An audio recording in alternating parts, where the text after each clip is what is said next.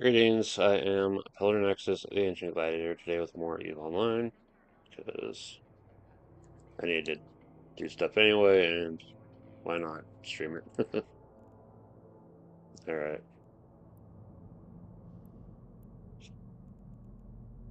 How has it been going lately? Let's see, I just got home from work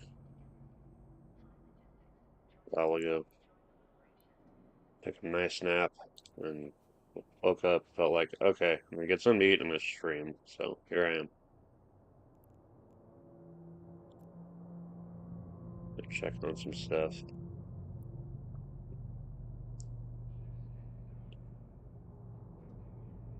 The extractors are set to 2 days. I can go pick up some things and move them around. Yeah, a day, 1 hour. I noticed that they changed the extractor times to be multiples of a half hour instead of 15 minutes, and also the basic industry. I think that's still the same. It's still half hour, like normal. All right, go shuffle some of that around later. All right, usual daily stuff as we try to make our way to the Plex and ISK bonus, and eventually skill points. All right. I'm gonna do enough mining to make the coal and then go manufacture that and get the skill points. Just knock that out. And then go do fun stuff for the rest of this. Let's see what I missed. Okay. We got expanded cargo holds because I made a ton of them. It's like, okay, I'll just take them somewhere and sell them. So got to sell those. Cool. The Minotaur shuttles that I put over in town today, they're actually haven't been selling. Okay, people more familiar with EVE Online. Why is Molden Heath's market so terrible? It just nobody really goes there a lot often.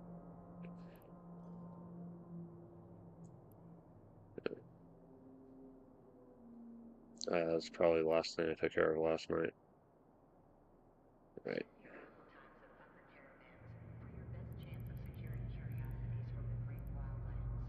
Missing anything else?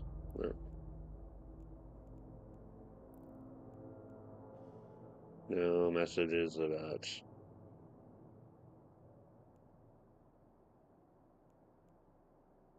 whether or not the color rights are followed up on. I decided to make it available for everyone. I don't think anyone's really followed through on that, but it depends on whether or not they ever come back into the game. Let's see here. Anything sold? No. Alright, let's just go do the mining and go knock out these two little daily goals and call it. Then go do other stuff. Anything else been going on?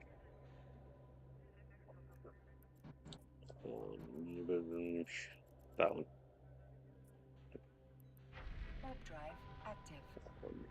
Without getting too specific, just retail concerns. We'll leave it there. Because I work at a store.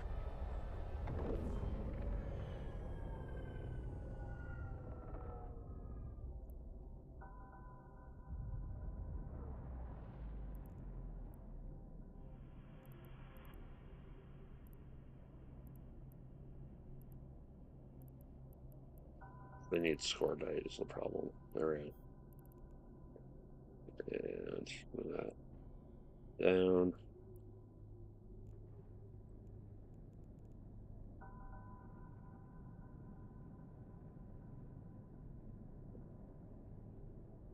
they just get kind of crazy with it. And just hoping our store sticks around for long enough that if anything does happen, I'm in a position where I can go search for another job and have the time to do it.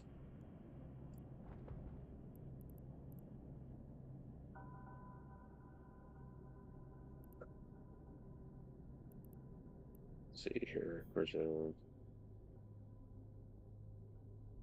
closest?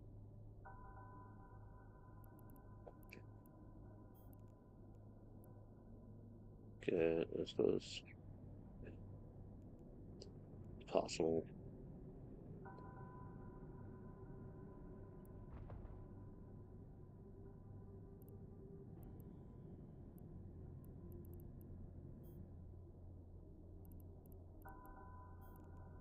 Down and start approaching the other one until you get it right in range. But before I'm out of range of the other one. There we go.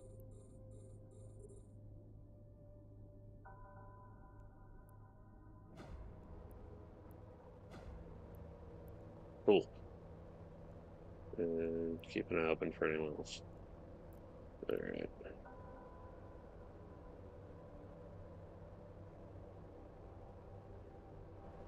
Be doing the mining splits.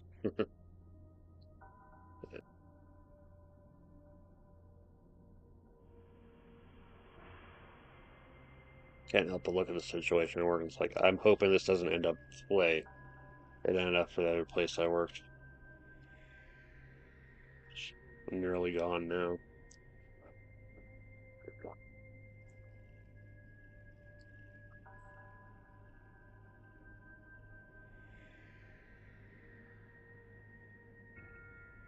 Hopefully going on. More board game stuff. Sid Meier's Civilization, the board game.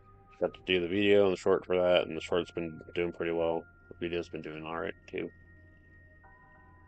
I still need to get card sleeves for the combat cards and the culture cards, and the tech cards would help too, because it makes it easier to get them off the table. I just like getting card sleeves to protect the cards and have the game last a little bit longer. I just don't like trading games like I can just throw them away if I'm, you know, not playing them anymore because they're not in good shape to play. This feels kind of wasteful.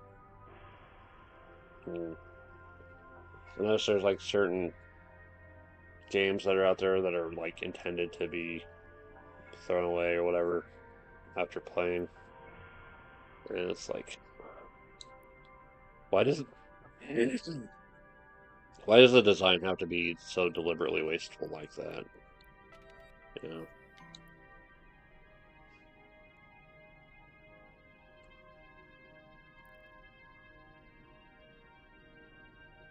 it's just messed up to me.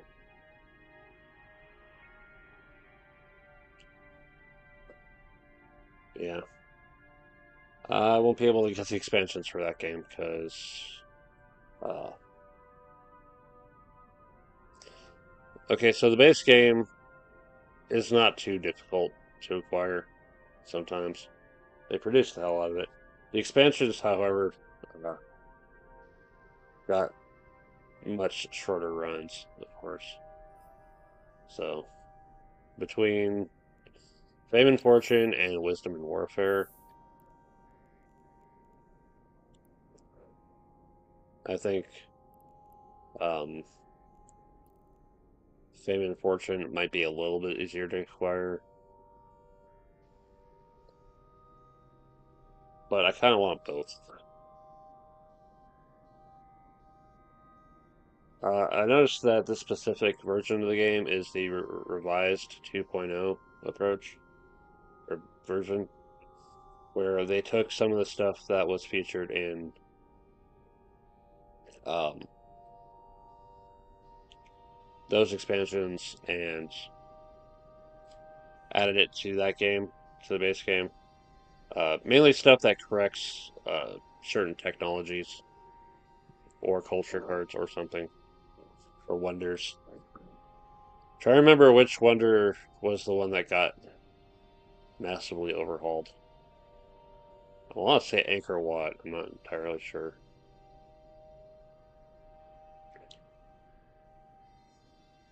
But I have that over. I'm looking at that over my shelf. It's like, okay, maybe I need to take some time and organize my games a little bit better. Sort them out. Maybe like put them in like categories of games about this or games about that. And it's kind of funny. I see uh, about three games over there that all end in the letters ATION. Civilization, globalization, infiltration. But that wouldn't be much of a category because that's all it have going for it. It's like three completely different games. Why am I grouping them together for the letters they end with? That makes no sense.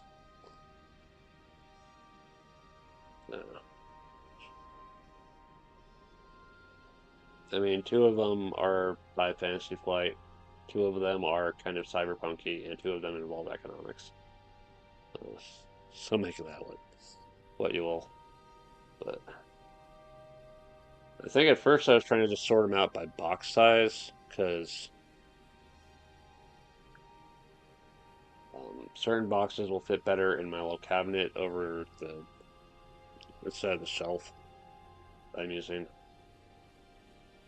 And then I think I need to clear the space on top of the cabinet. That's where I put all my those dead card games and the one card game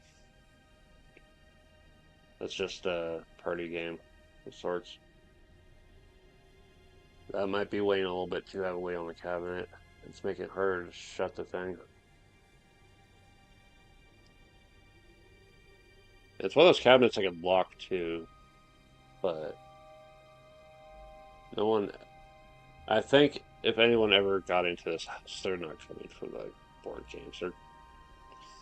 They're looking at my computers. I don't know. I really haven't had a whole lot of trouble with people like that. So it's probably tired of watching you get space rocks. So let's go take it home. Warp drive active.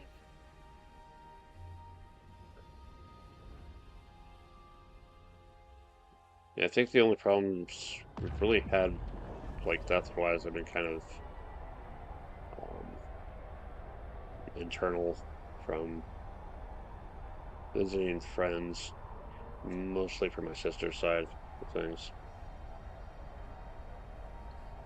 Yeah.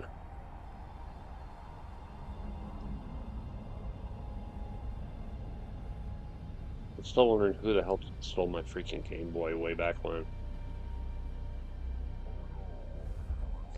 Oh, hello. Um, I'm doing all right. Still just a little bit tired, but I'm woken up enough to take care of my shit today. So here I am.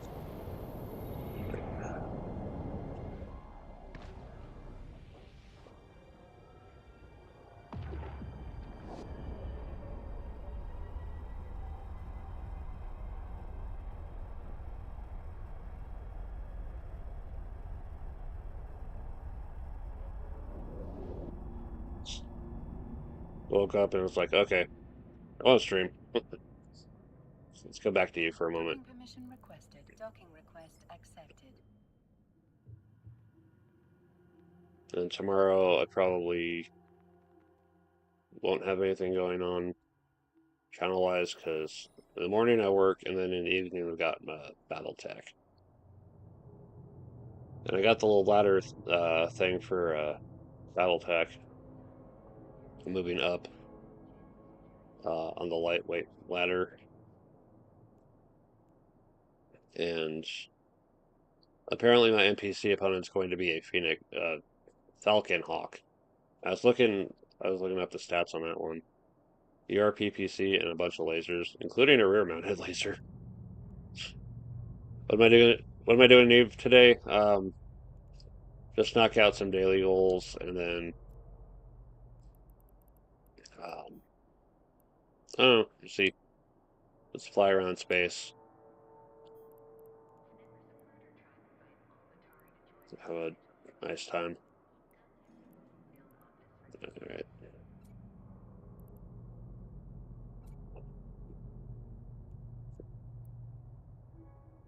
Let's see here. What was I gonna make? Oh yeah, water.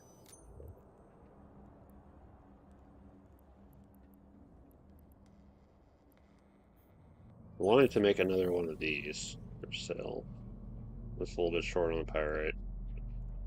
Short on everything else. You can go deal with that later though. To make something for the daily goals without setting me too far back towards getting what I want to make later. Will the probe seriously take more? Okay. I'll just make a rifter. Alright. So that's for the goal. And we'll pick that up later. Alright. That is dealt with, finally. I'm gonna just go do...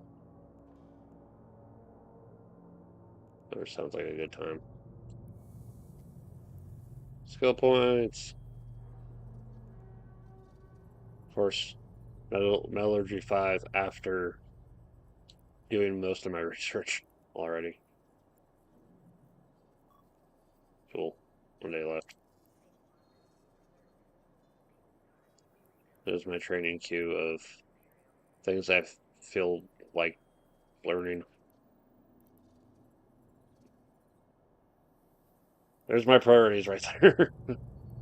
Yeah, building ships. It's fun. It's always interesting to see where people are like willing to buy ships. Like the shuttles I took to the one place. There you go. Scanner probe. And probe launcher. Those are my backups for in case anything happens to my current probe.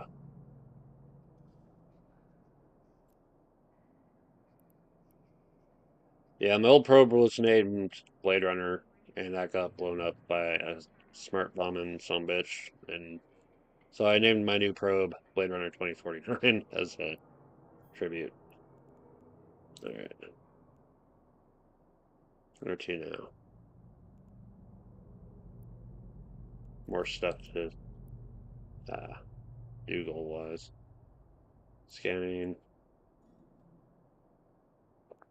Get some LP.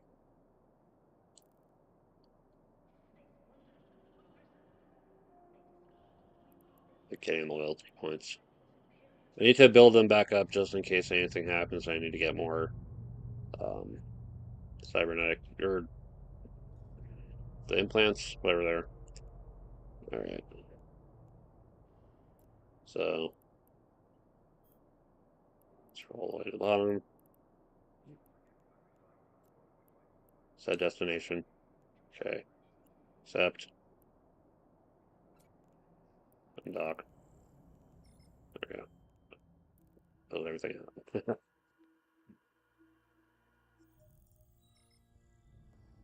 Yeah. Yeah, Blade Runner's cool. I do like the aesthetic. Very dark. The neon, all that.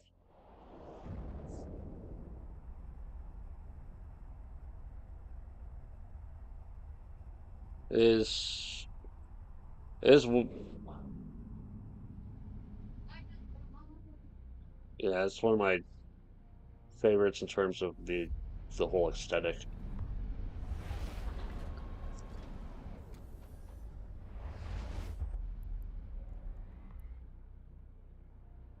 Warp drive active.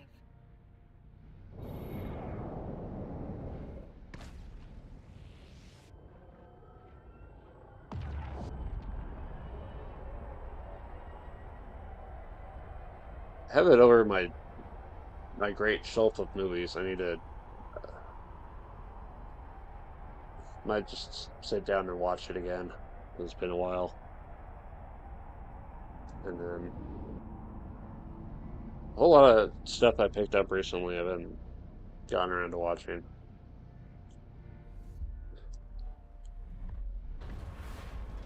See, the most recent DVD that I picked up that I actually got around to watch lately. So, A Brother Where Art Thou? Warp drive active. That was fun. Some kind of dark moments, but it wound up being a fairly positive experience.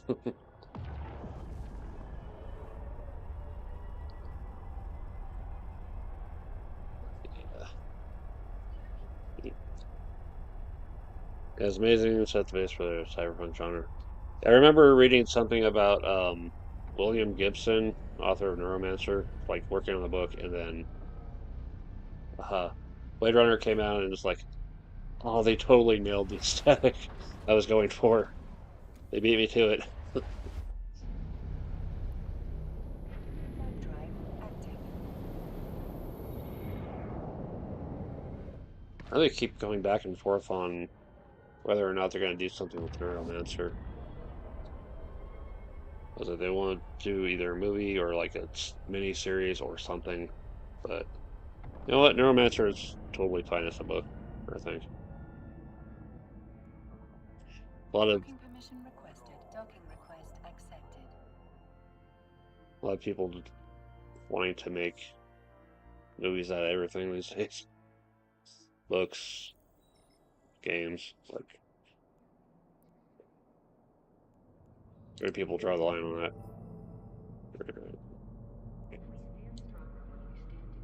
Okay, know that.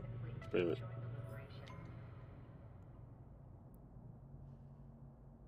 Alright. By pirates. Go scan signatures. Alright.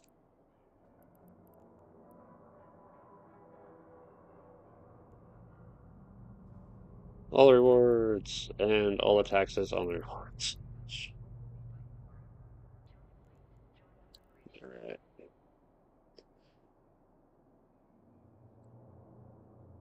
Oh, the Dangerous Days documentary. I think so. It's been a long time. Oop, hold on. Okay.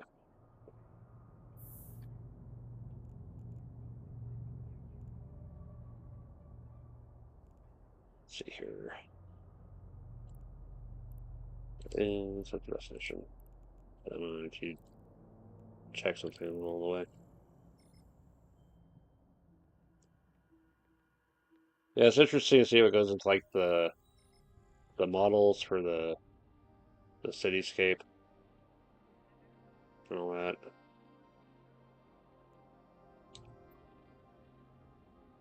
And that jump towards the end, like someone recovered it. Yeah. Let's see here. Warp drive active. It's always interesting to see what goes into movies in general. One of the podcasts I like to listen to is It Was a Shit Show. They go over to some of the troubles that some of the movies have, and movies either turn out pretty well or not so well.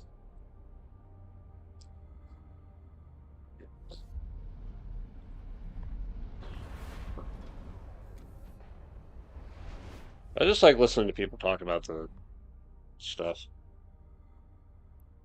Movies, games, just about anything. Okay, there's still a few. I need to find a spot to just go park my ship Active. and not be bothered by whoever's passing through the gates.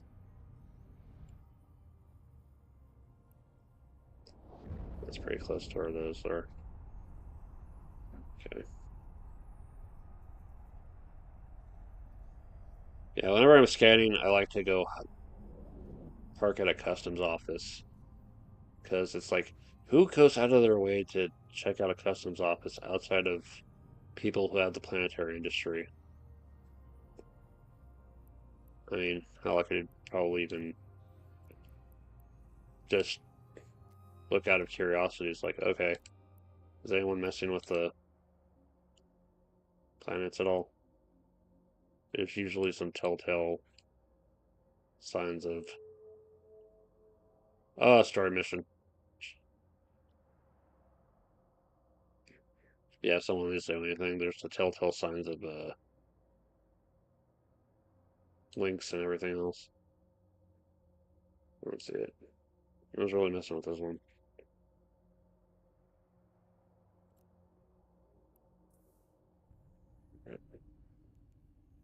Launch. Alright. And tilt. There you go.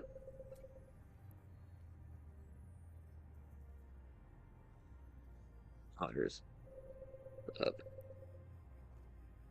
back.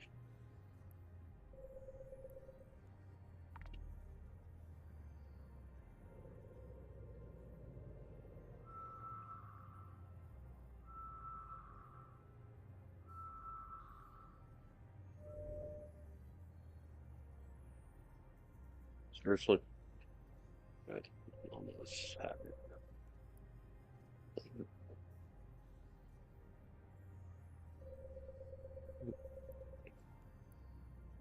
That's it. Alright. Narrow it down.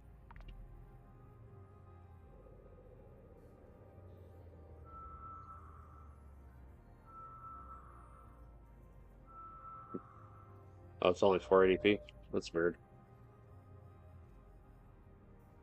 I think, I don't know what how my streams turn out. I have to um, check settings and everything else. Because I don't really see how things are on the other side. Um, Settings. Yeah, I'll have to look into it after this is over, unfortunately. Because I'm only doing this on like one monitor. Alright. No, they're down.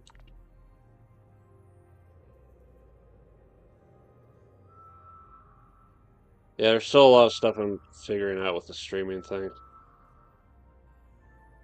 Alright.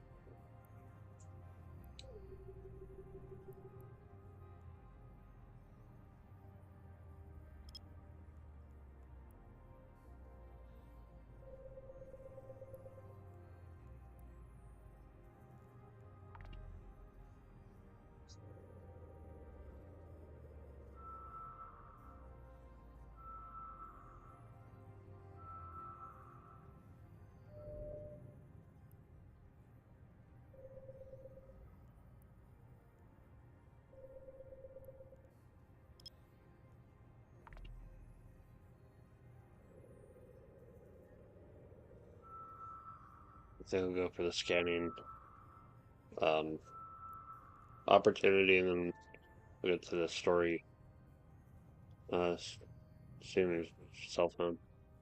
Yeah, I have to wonder if 480p is if it's what I'm stuck with until I reach a certain point. Because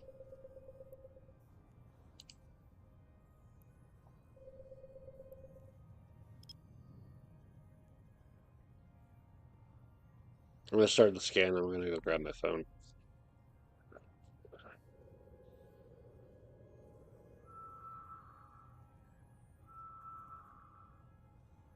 here.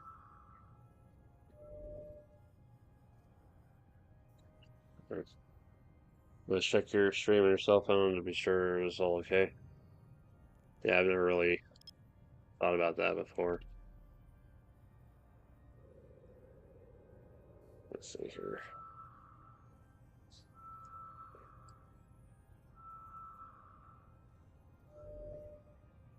Let's see.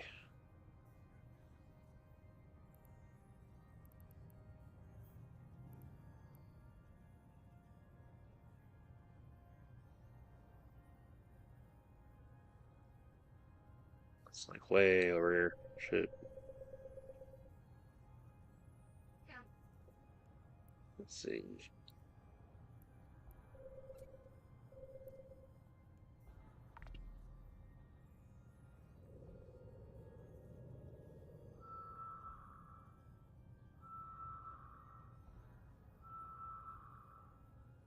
I don't know if it'll be weird on me for trying to check my own stuff on my own account. Yeah.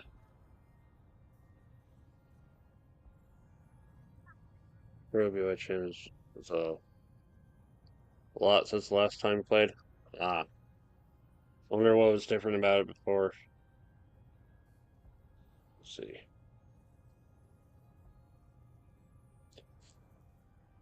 Alright.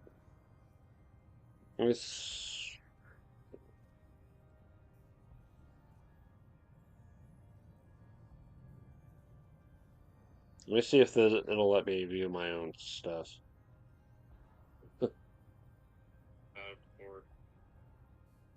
Okay, so let me see what's on the settings. Quality. Yeah, it's stuck at 480 apparently. Yeah. Yeah, I don't know what's up with that. Uh, yeah, I'll have to look more into it when this is over, because right now I'm just uh I kind of want to focus on um getting through things. But it's kind of weird with the way YouTube handles stuff sometimes.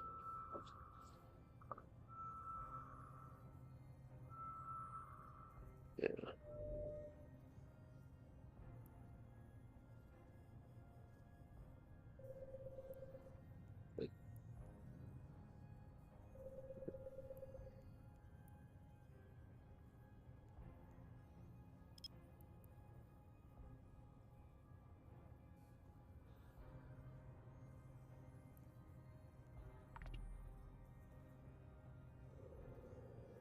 We're gonna check this out. Relic site. Okay.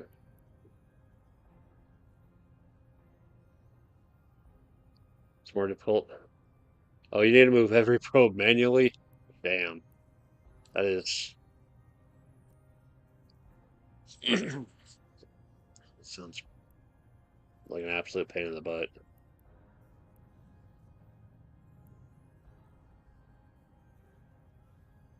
I'm not sure what kind of resistance, if there, it's ruins. What resistance is there? I think Warp drive active. relic. Okay,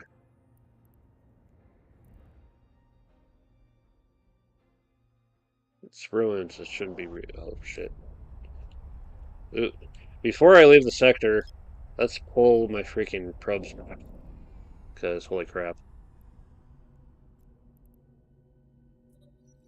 Okay. Okay.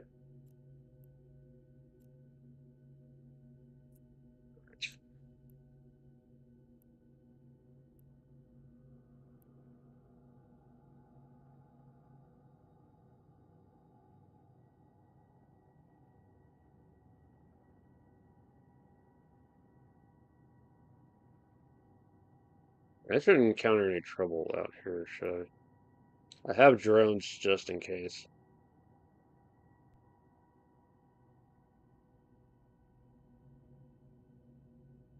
Yeah, it's a lot easier to just move that whole group of probes.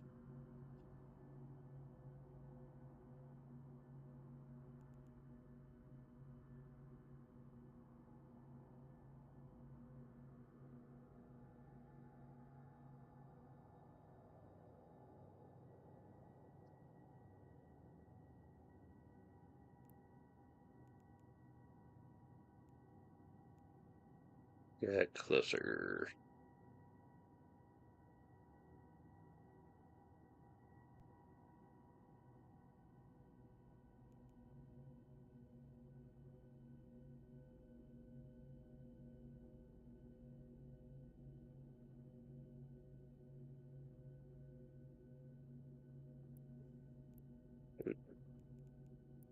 Trying to be closer.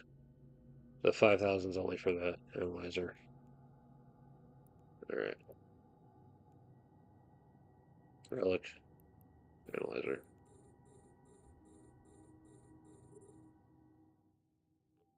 Oh yeah, this game.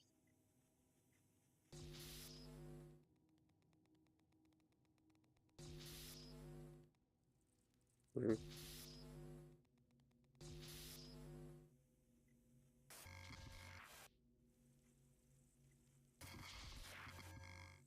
Let's show game. Okay.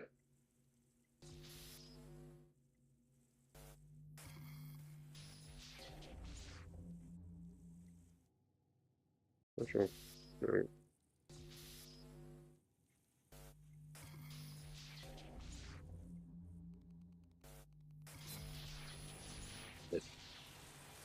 Okay.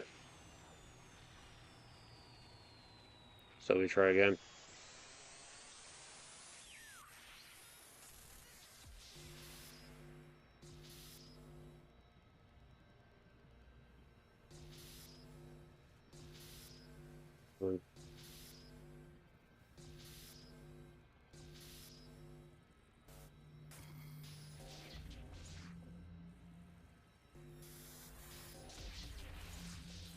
Hell yeah. Carbon? Power circuit. I'll sell for something. Alright. E2. Yeah, I'll have to look into it. Okay.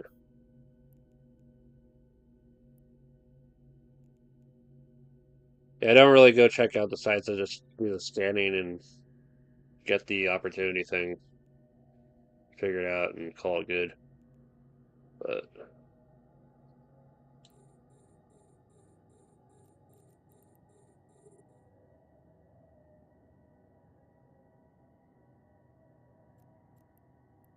it's that one.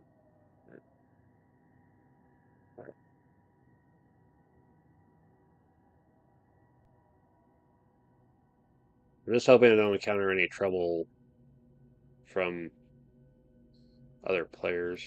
I shouldn't run into too much trouble, but you never know with some people. Might be high security, but some people are just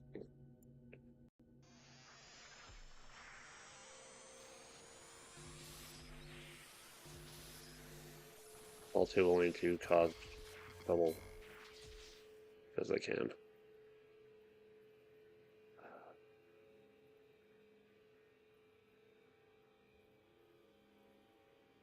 Does this help? Okay.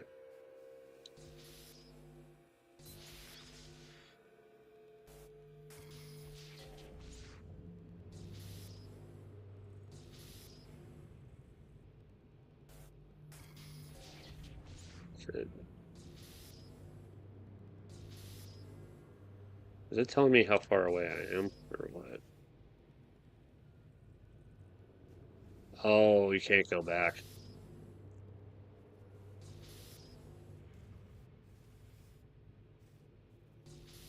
Oh, we can jump over. Never mind.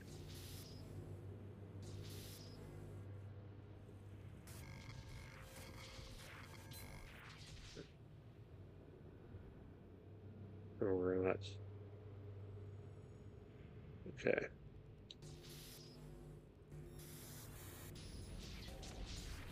Okay, cool. And we're fine. Another power circuit, and people are always looking for these ones. Alright.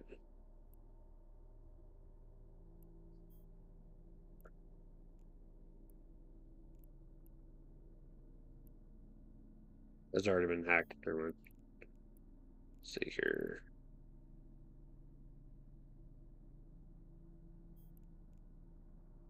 Probably unlock that one.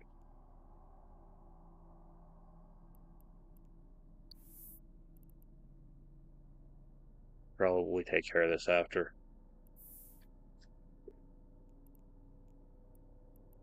Seriously, carbon? It's such a random ass thing to find.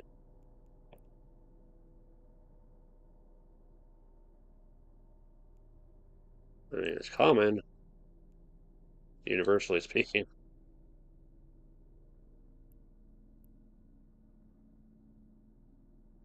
People actually buying it. Wait a minute.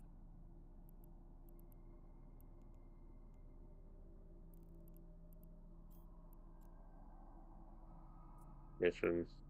Showtime. Oh, that's fine.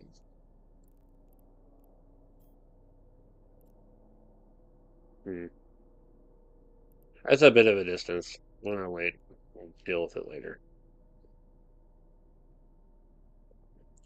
Let's knock out this last one.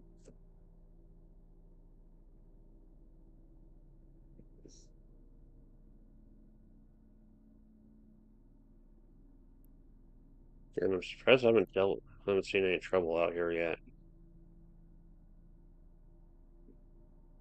I guess nobody really goes looking for. I mean, no one else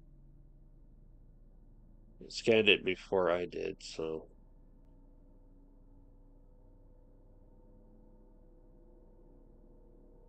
I'm always I'm always looking at the scanning stuff. It's like, did someone?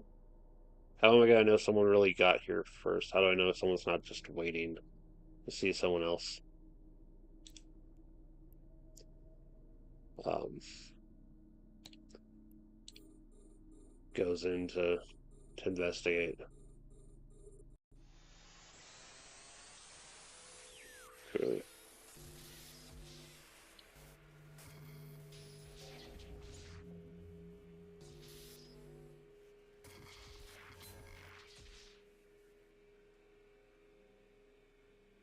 Sure.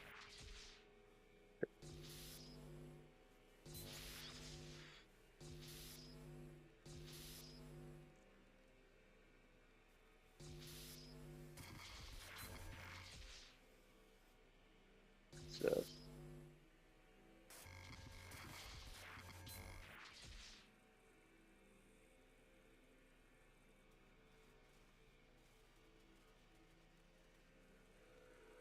let's see. Here. Yeah, jump. It's a risk. It's not very common in high sec. Okay.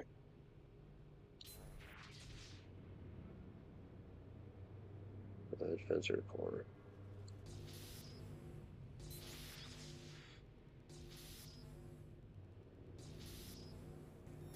Here. Okay. And find nothing. Whole lot of nothing. Okay.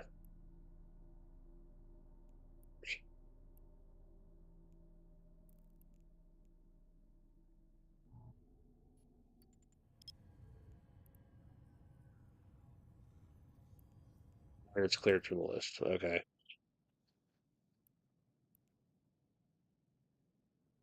Unclaimed reward. Hack 5 containers.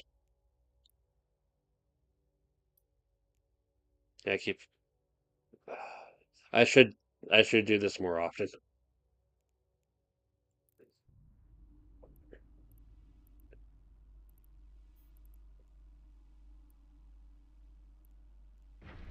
drive active. That's later. The one thing I still haven't really done yet is go through wormholes because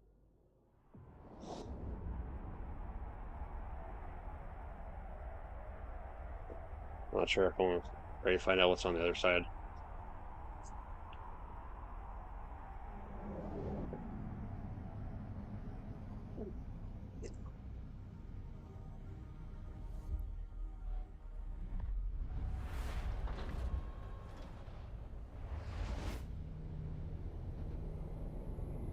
Anything? Already done. Let's see. Warp drive active.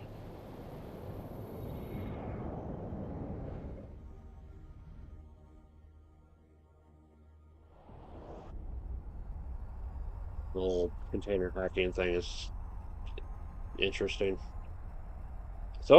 It's always curious to see what they do for a game to kind of represent the concept of hacking. Whether it's like just moving things around or just,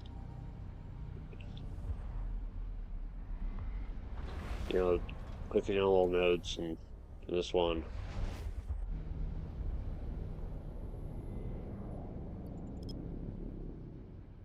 Ooh, lots of signatures. Let's go park.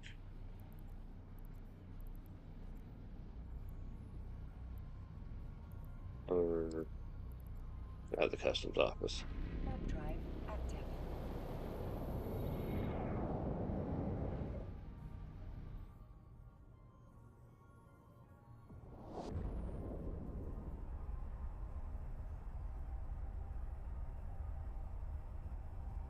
Never played Bioshock, but I heard that one uses like pipe dream or something.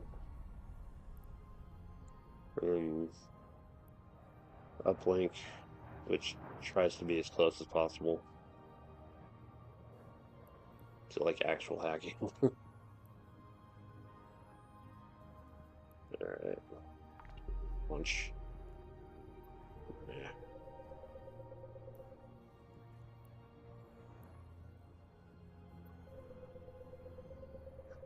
Here.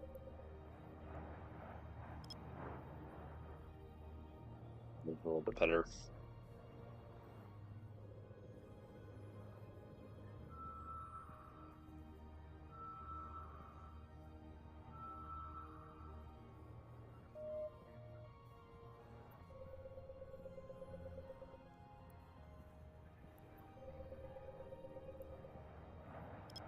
Start together.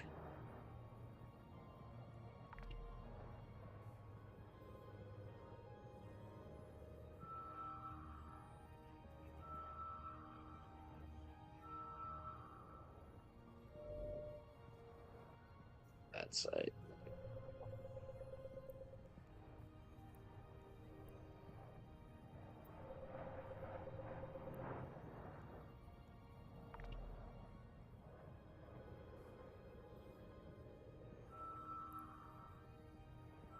Out forces. Might be something else to check out.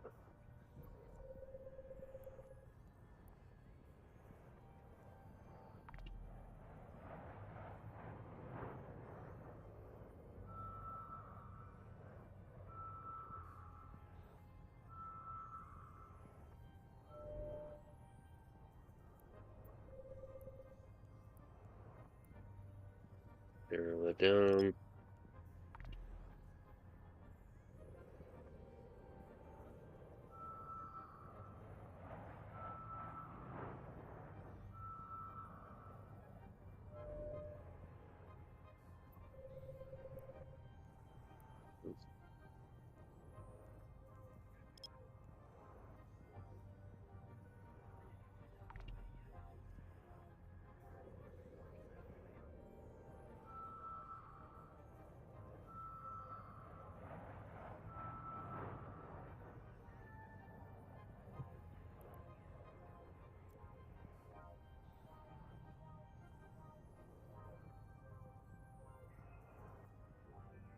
And one more.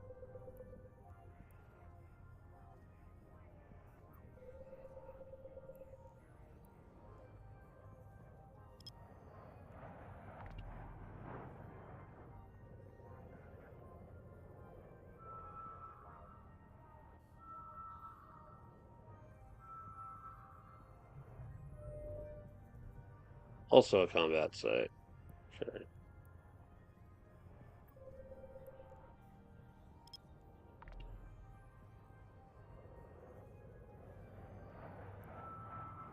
Level 2.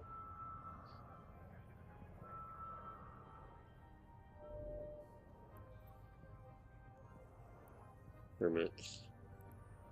I keep seeing that one pop up. I just like never follow up on it.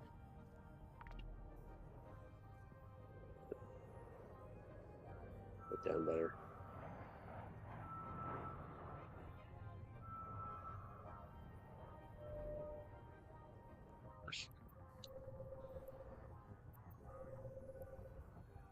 This does that freaking.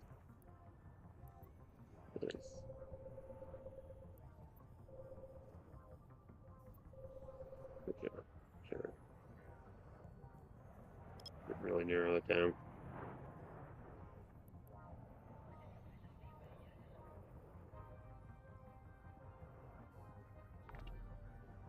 Another one? Their signature? That come from.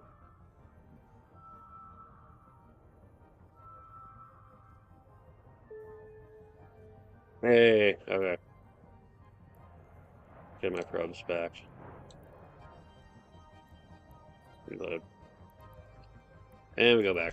Warp drive active. Okay.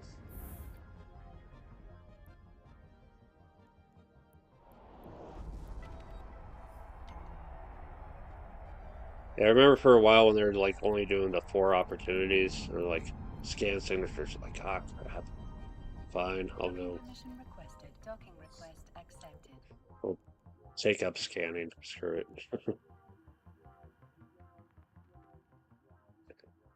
uh,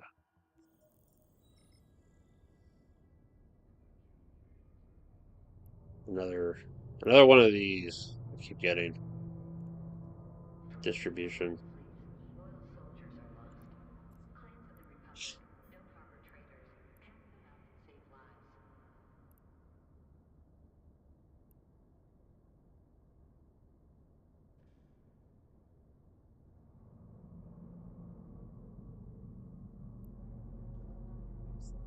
Everything in here for now.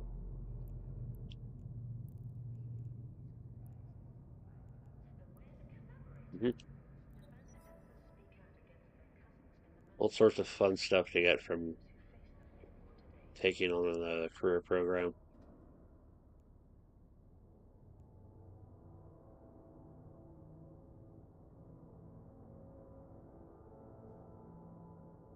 Combat Cider storyline mission.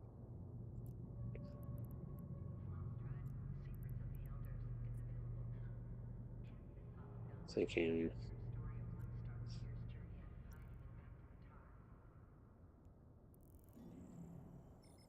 It's like the Minotaur aesthetics. Yeah. I wish I could find an actual physical model for the Richter to like put together.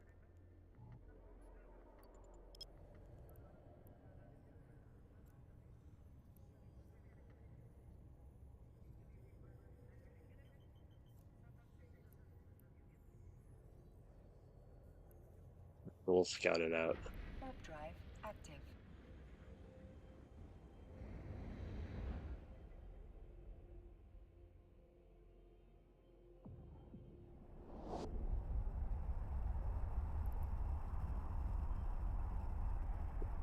Needed. Put everything back.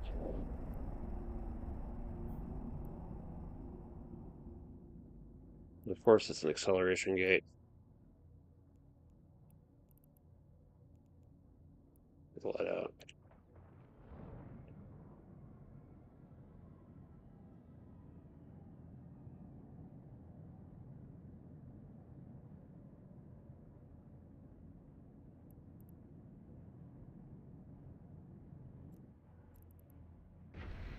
just to active. keep it there. Oh yeah, the industrial theme.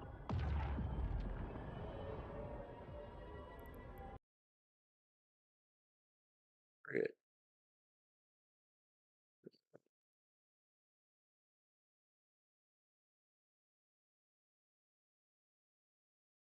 Oh crap.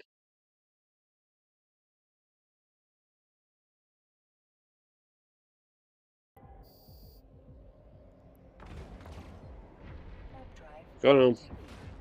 active. The game just froze up on me like, oh shit. Yeah, we are not ready. We are not ready.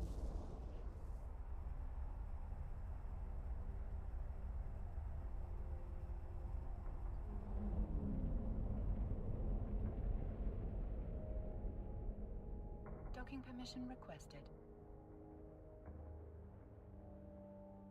Docking request accepted. Yeah, like thank goodness it was just a momentary hiccup and not, total disconnection. Yeah.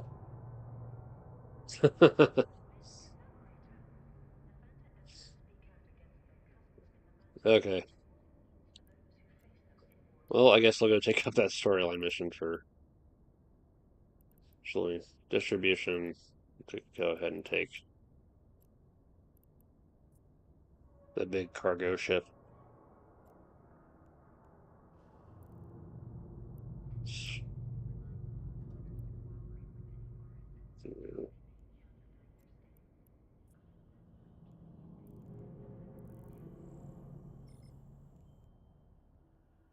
It's crazy. Yeah, that was a real nail biter.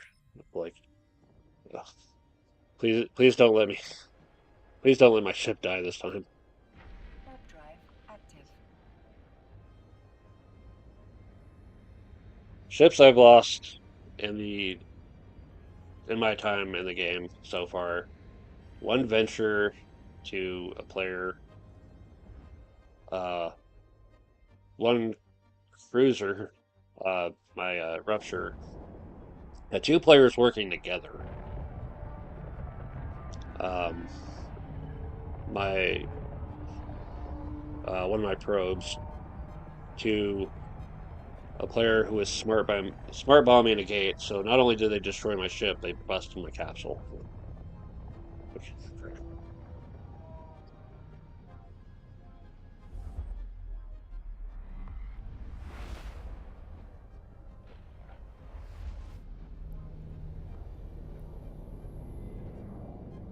Warp drive active.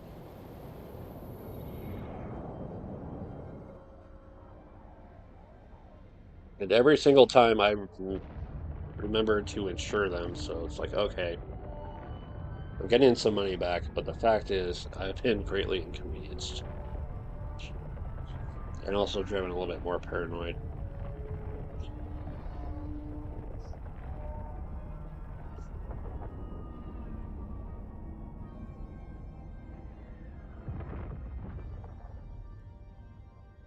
Docking permission requested.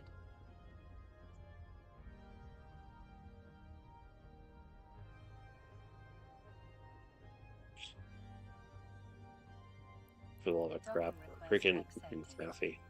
Quit reminding me to uninstall you. No.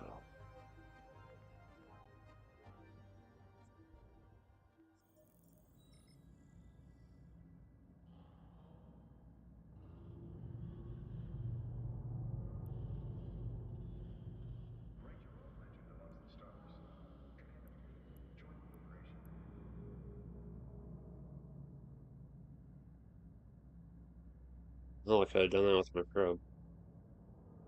Alright.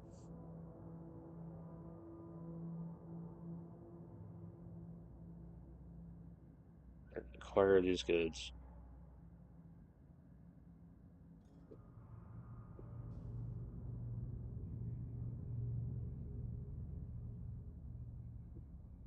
Lost a T2 transport ship with a lot of poop. Oh, damn.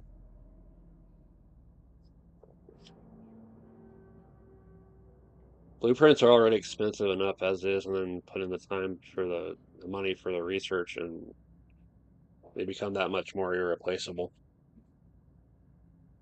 Okay. So what I need is a mining ship.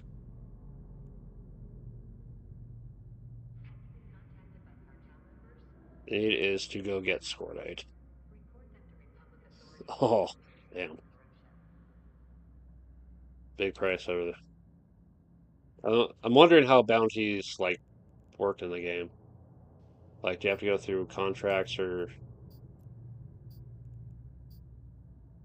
like through these or whatever? Create one more contract. Like search.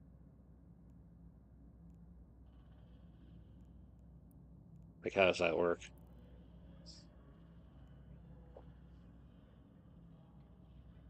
Okay, go get my mining ship.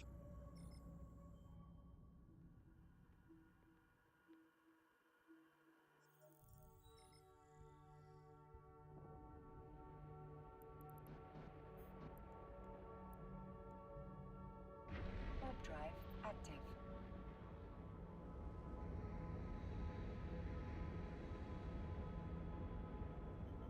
Because it's not like anyone's really able to do anything about it. Screw it. Show it. Here's my available to all kill rates. This was a full smart bombing a freaking gate. That was after this freaking they put a bounty over player. Yeah, they're just smart bombing the freaking gate, and I actually died for the first freaking time. Warp drive I active. mean, how's it? It's like there's killer rights. So it's like where's the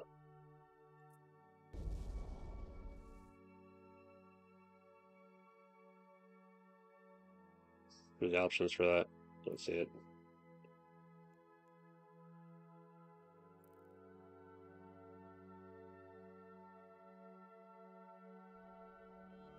That's like I noticed one time someone attacked me in high sec before and just flew off. It's like you have kill rights available for this player who attacked you. They didn't even kill me. They just shot at me and then flew away. But yeah, this is like the second time I've seen the kill rights thing pop up. Right.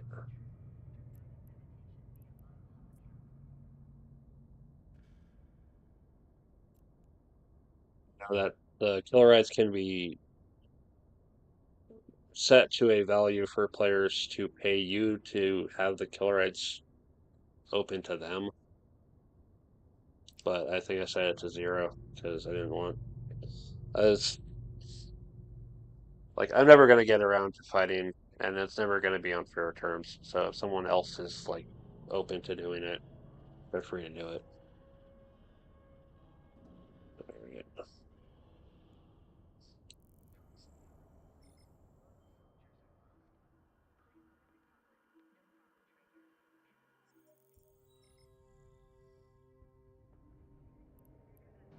There should be some asteroid belts there to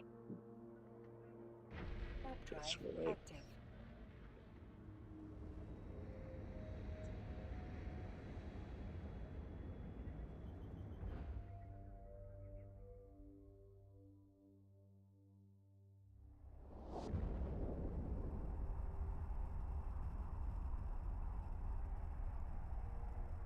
There's a help search.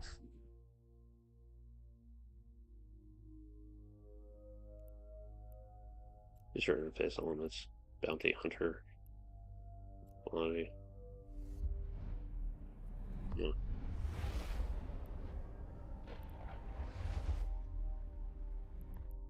Let's see any.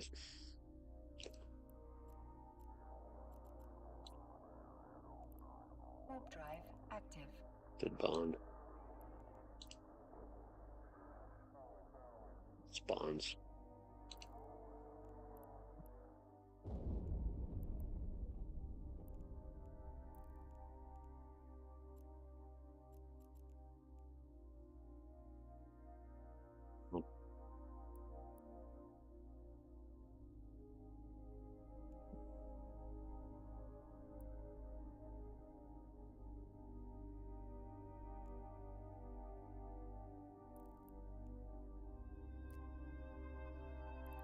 I can always look it up later. Hey, I scored 8. Alright.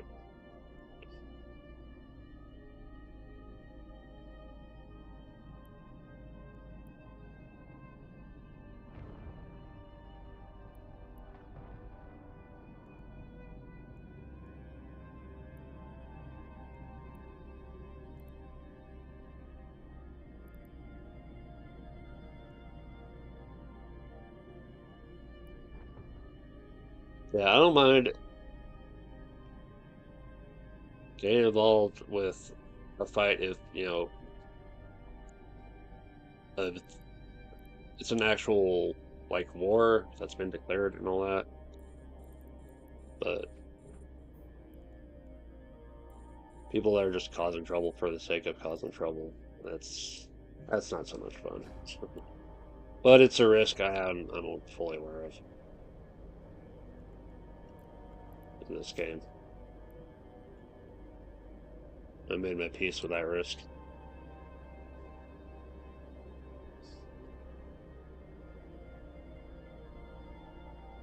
This is one of the 3 pillars of the game.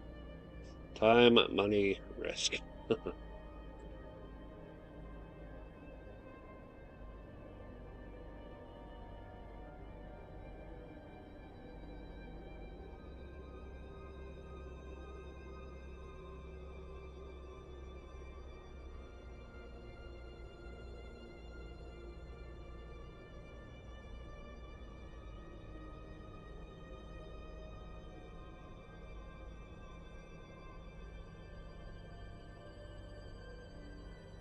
Let's see.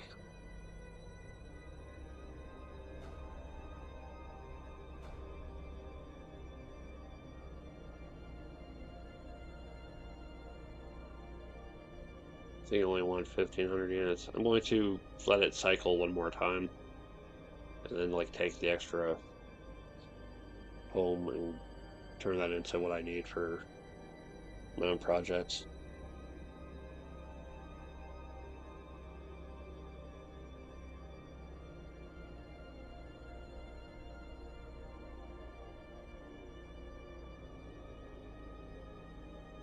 Anything else going on? Yeah, I think after this, I'm going to go back to working on the stitching project I started. Yeah, if you follow me on Twitter, I featured a picture of the material I'm working with. I started working on it last night, and got some progress done on that. Let's see, 6-kin. Is that the only 6-kin? Or 2 of them? Was it?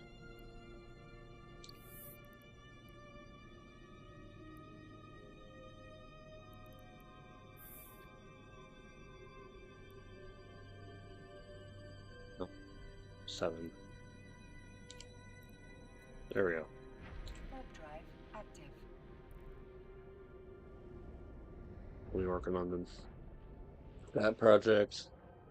I think next time I do a stream after this one, I'm gonna Docking play permission more Rusted requested. here. I was Docking supposed to play that request last week, and accepted. then things happened.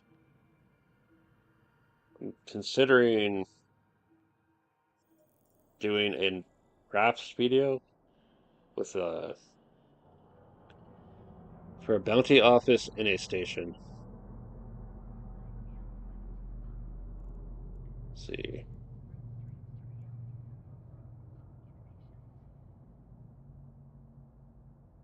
Found the office and a station. It's a long time ago. Seems like a lot of things have changed, so I'm wondering if activities.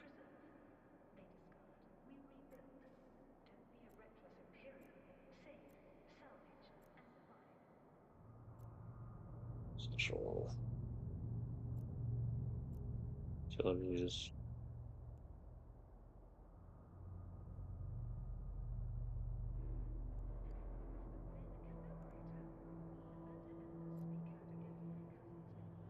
Hmm. You know what I'm going to do is I have my other computer here. I'm going to take a moment and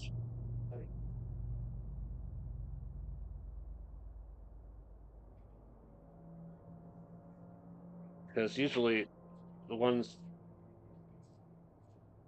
um, I'm just playing this on my own. My main resource is to look up the Eve University wiki, and they generally have an answer.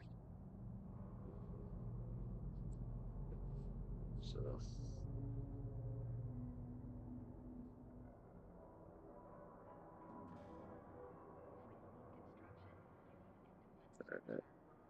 offices, station, corporations.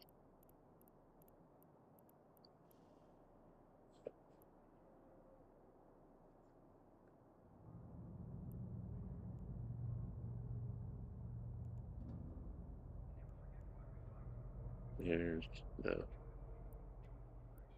Okay. All right. Well, I got my other computer open, so look it up. Downey office. It says uh, bounty hunting system.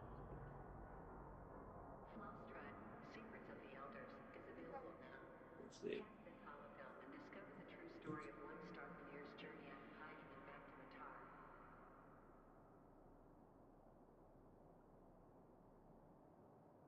Let's see. Billboards. Don't remember. Um,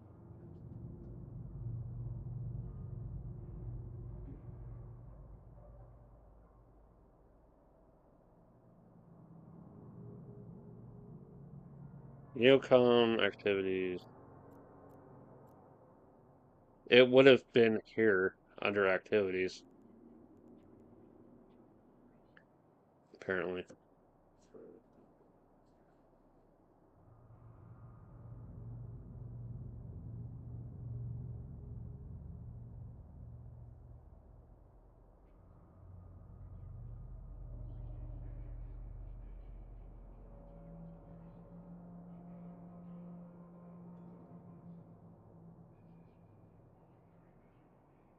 Yeah.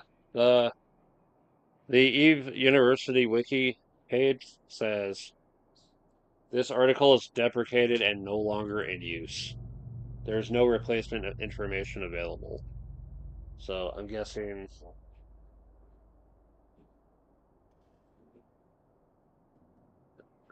they completely did away with the old system. Yeah.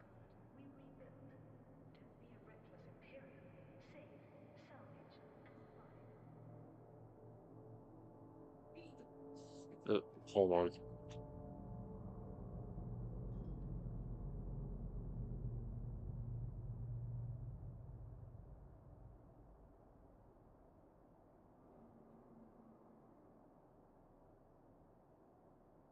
There's a whole category of deprecated pages, and that's one of them.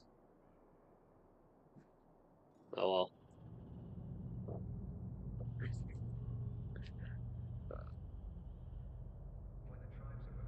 Yeah, I guess this game's changed a lot from what it used to be. I like, I barely remember um, the times from when I used to play. The 3D puzzle video. Thank you for watching that. Um, Warhammer. It has been a very, very long time since I last played Warhammer. It was right before they did the end times. It was before they did the end times and went to Age of Sigmar. That was like the last time that I had played. I used to have Ogre Kingdoms. I loved the ever living crap out of that army. And it'd be nice if I could get my old army back, but that's not happening. Okay, complete mission. Woo! Storyline activity. Okay.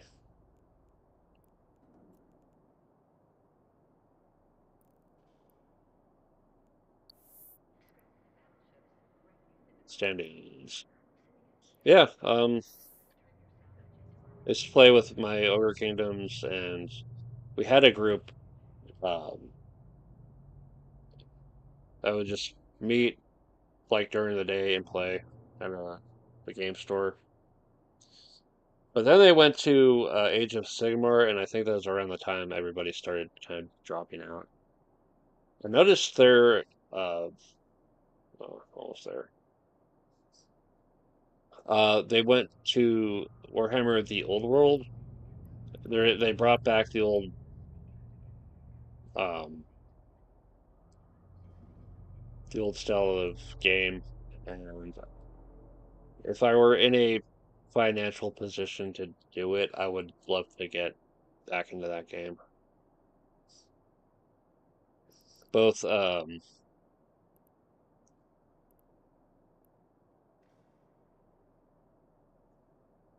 used to play both 40K and fantasy.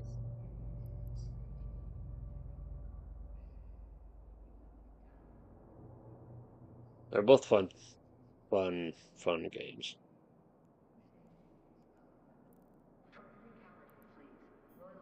But between money and space, it's like, what does this one do? It's 2 points. Double check my augmentations. Yeah, I don't have any miniatures left over from my time playing that one. Let's see. Stations.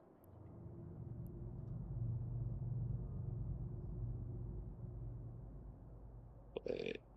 Slot 1. Perception modifier. This is intelligence modifier. Oh, slot 4. Oops. Yeah. It will destroy the land planet.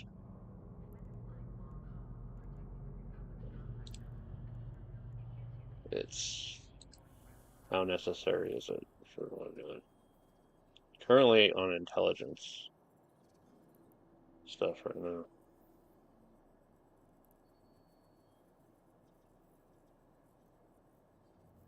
A little bit makes a difference.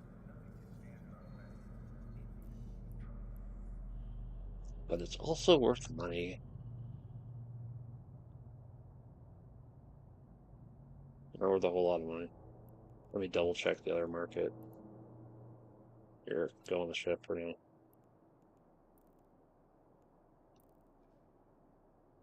Yeah, I always have these weird ass paint jobs for my miniatures. That was part of the fun for me was getting creative. The more of the classic 40K.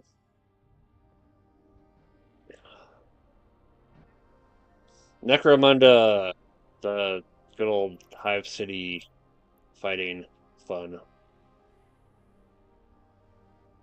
See, I like things that are kind of at that scale of you just have a group of guys and they fight another group of people.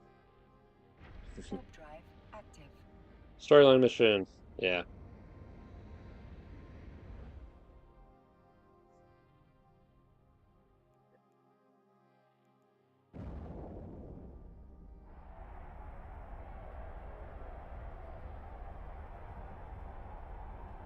I know it was a game to just like go do just about anything, but having the whole agents and storyline stuff is fun. It's nice. It provides some kind of background info into the world, and it's nice to explore. Warp drive active. New market details.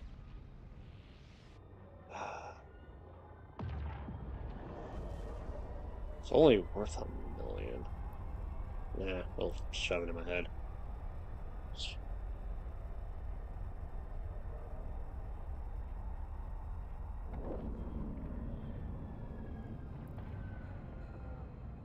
Yeah, Docking permission requested. Docking request I accepted. used to play orcs for 40K, and I had quite the army for it, and then made the mistake of selling it.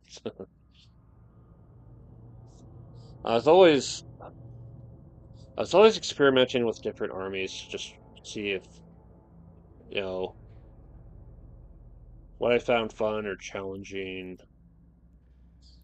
Yeah, surf the whole lore on Eve. It's amazing how much lore there is to this game. I have to like explore a little bit more of it. All right, it's quite the universe to check out.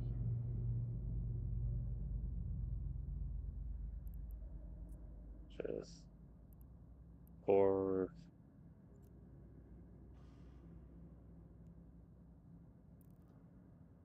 let's see, I cannot shove it into my head right now.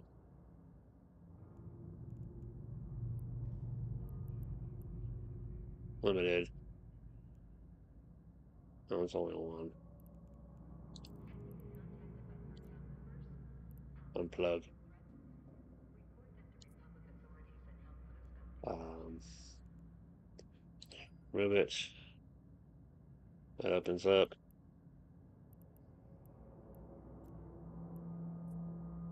Use it.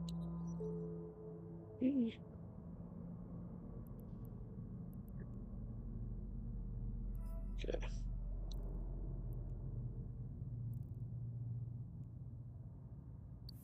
It's always nice to get a more comprehensive view of the universe,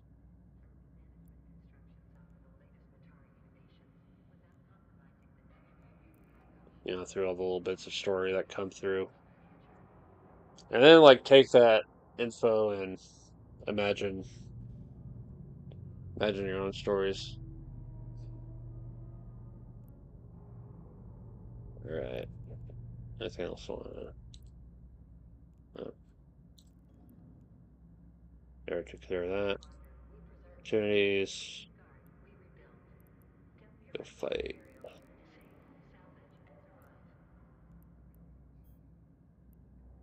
We'll just drop this off.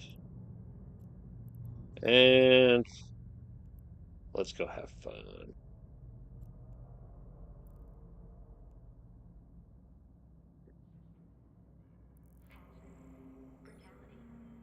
Oh, hey, level threes are open. Nice. I'll have to look into those later. All right. Warp drive active.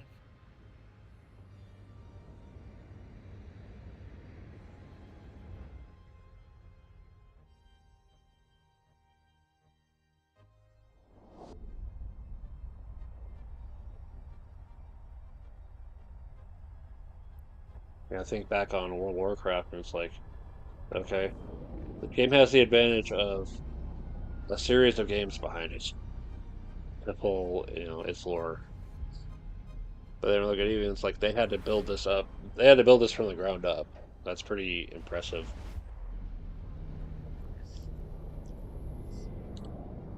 Yeah, Warp drive active. it's always cool to feel immersed in the world. That's part of it.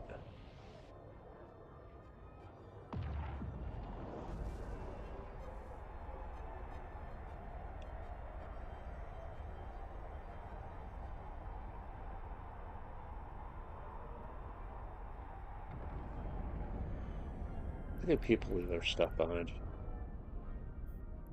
Right loud.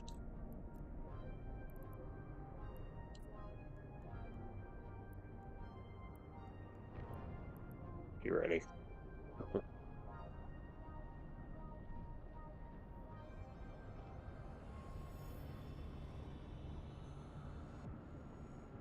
Yeah, it's like these guys, Angel Cartel, like where do they come from? Why are they doing what they do? You know?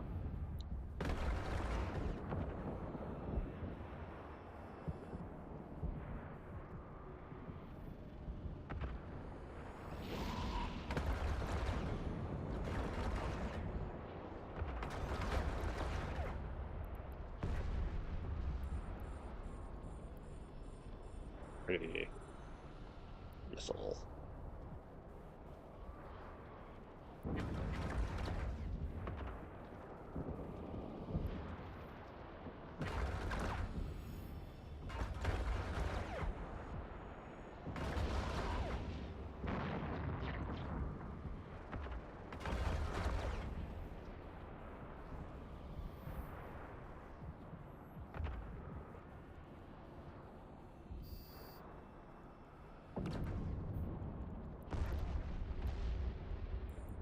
Get my loot, get my salvage. On to the next belt. And remember to reload. Speed up a little bit.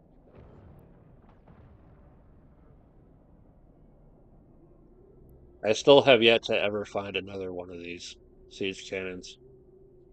I think I found like the 200 or 220, but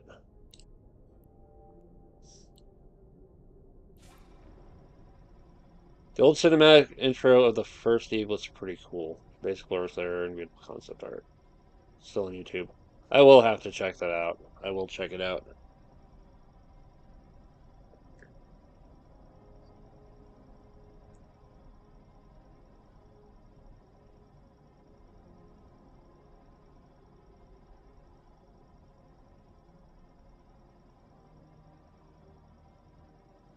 Space epic universes.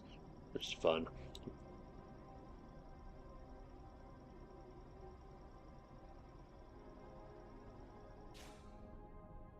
It's relevant. These. All the things, there's usually someone like way outside the normal market that wants these. Like this person. It's like, hey, come all the way out here. So, sell me this.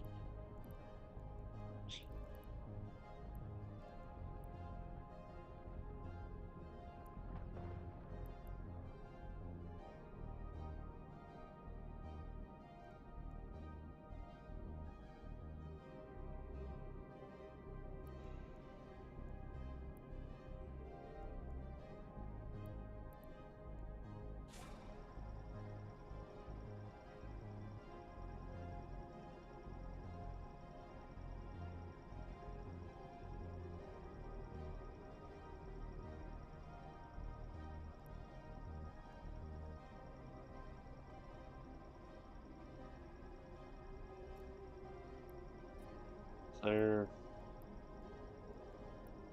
Salvager 2.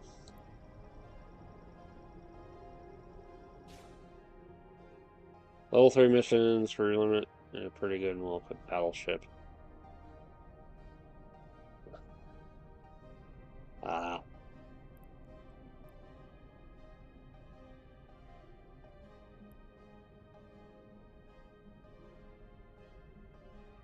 We'll make good money. You know, I'm already doing this anyway.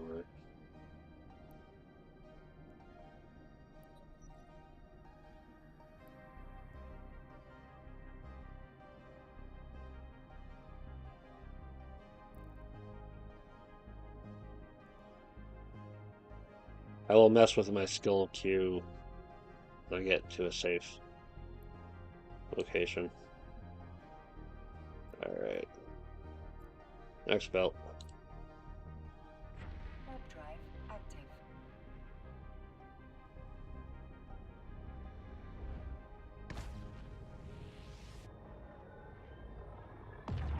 Yeah, I'm always looking for a good way to make ISK. This one. Let's salvage mission later. Cool parts from cool parts and modules. Yeah.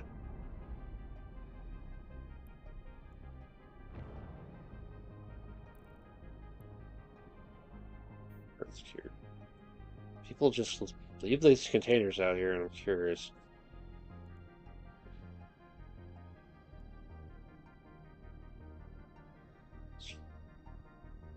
It's like, what is the point of leaving these containers out here? Warp drive active. Yeah, I'll probably look into the level 3 distribution at least. And see what sectors those are going through, and if it's going through uh low security, I might try it at least once with a better than usual ship. Warp drive active.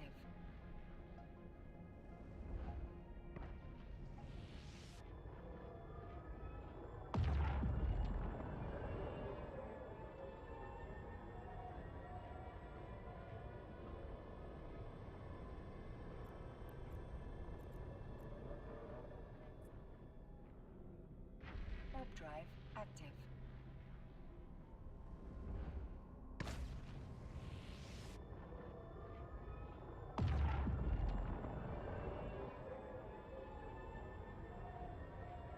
There we go.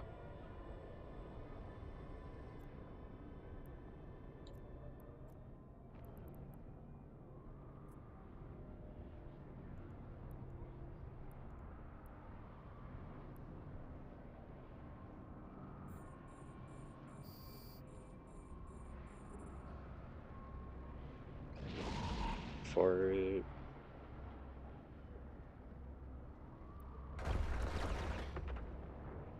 oh, containers are traps. If you take it, you'll be attacked by the player. Put it there. Okay. I was wondering why people do that.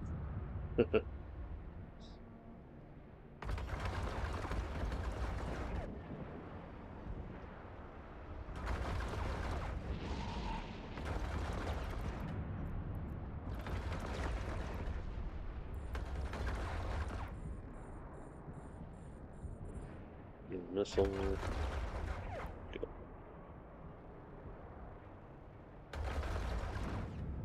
Is it because it's tied to their like security and all that? Like, hey, you took this container. This is an aggressive action. How dare you?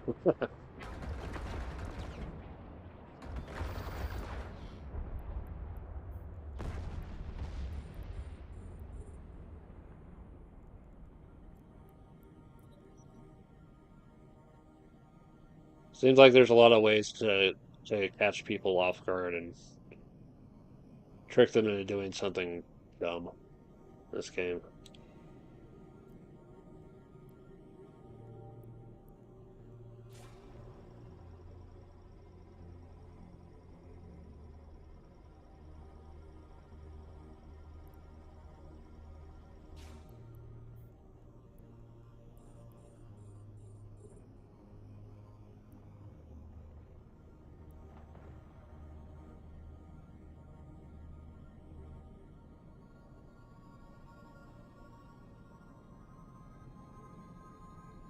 It's another thing I see quite a bit are these, like in the chat, there'll be like hypernet offers. I've never clicked on those. Like, what are these for exactly? Can I trust these? What's going on here?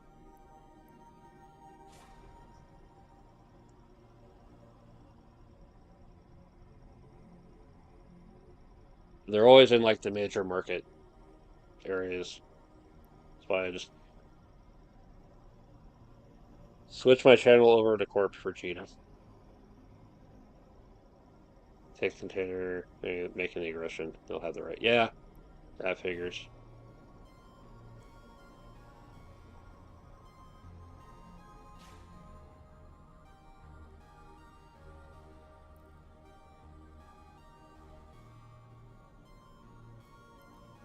It's kind of a messed up thing to pull on when a player is like not familiar with the game. Like, oh, what's this? I can pick it up. Oh wait, oops.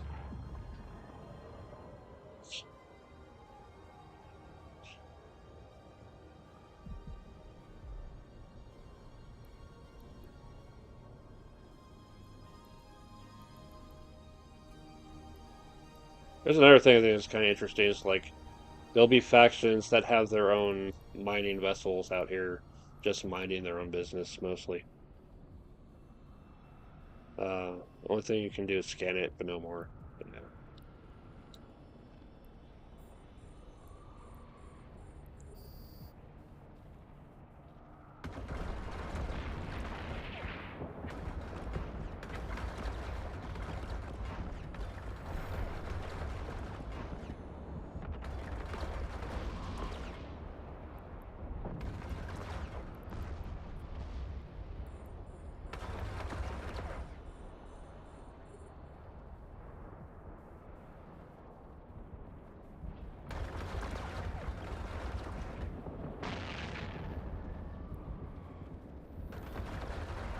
It's all right. Don't worry about it. I can generally get the idea across.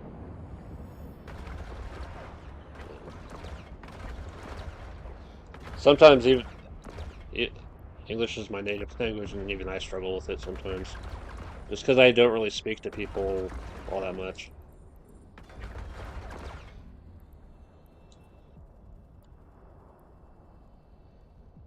I remember in like fifth or sixth grade, they had me go into speech therapy class, so they're wondering why I was struggling with talking.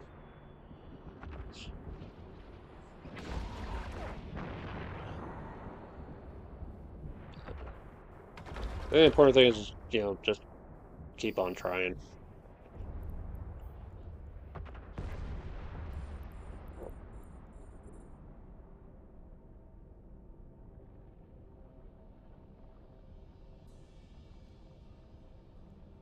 Reload.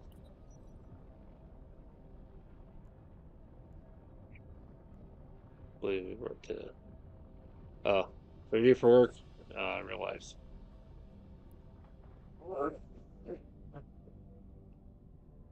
Work. I do retail. I work at a store.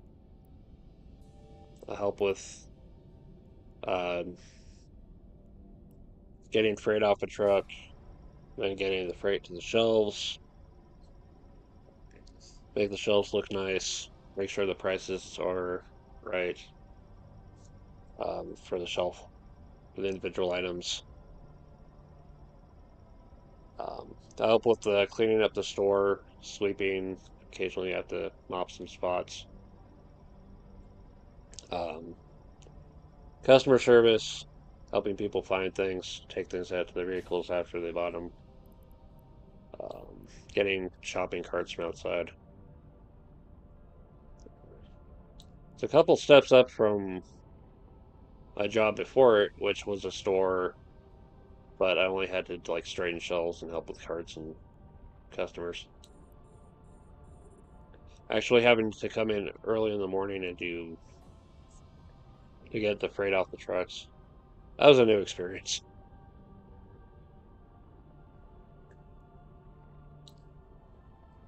Yeah, it's been going for a few years, we'll say,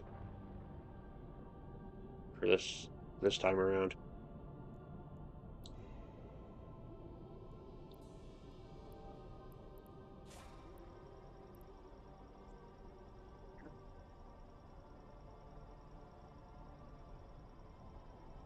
I've been working in stores in general for, yeah, retail, been there for work, yeah. Yeah,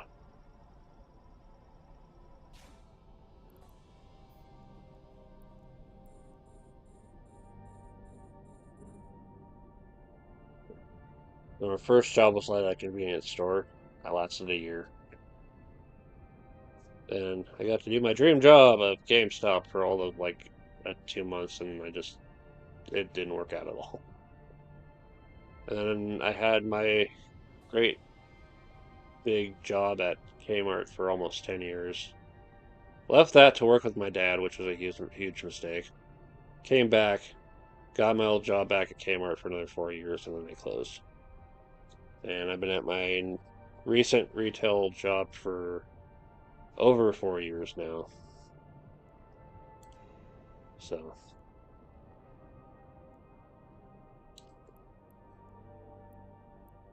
I'm just hoping nothing happens to my current store. We've dodged a lot of bullets, though. There have been some store closures over recent years, and it's like, okay, they're not closing us, thank goodness.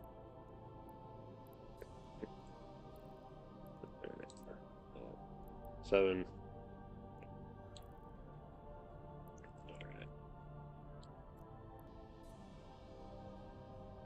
Warp drive active.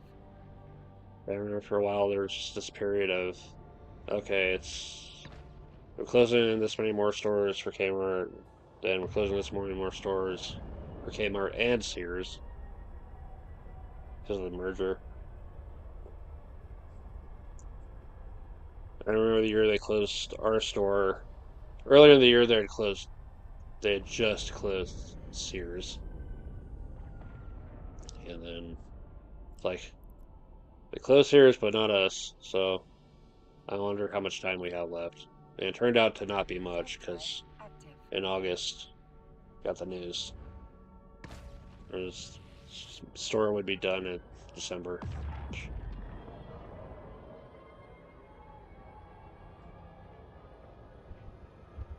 But that one had been around for a very long time.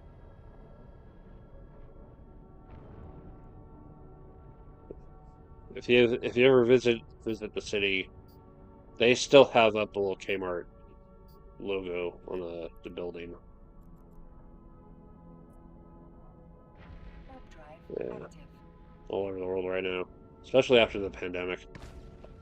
The funny thing is, this happened right before the pandemic. Like, okay, I'm out of a job, but our city's doing okay. And then like February happened, and like, oh crap,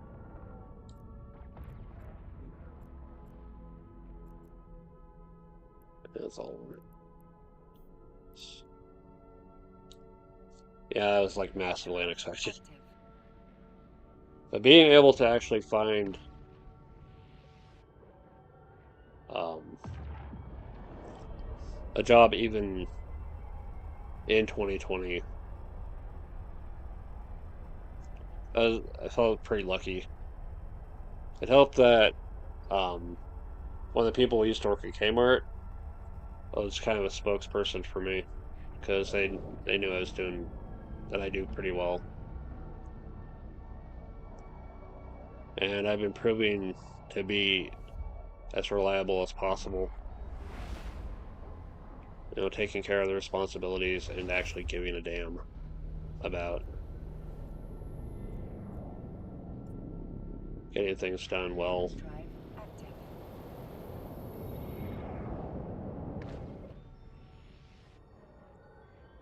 Yeah, hopefully things can turn around. There's just a lot of places closing and everything else. It's like, what's it gonna take for things to get better? Yeah. But right now, just focus on what I can do um, on my end. Warp Let's drive do my best. active.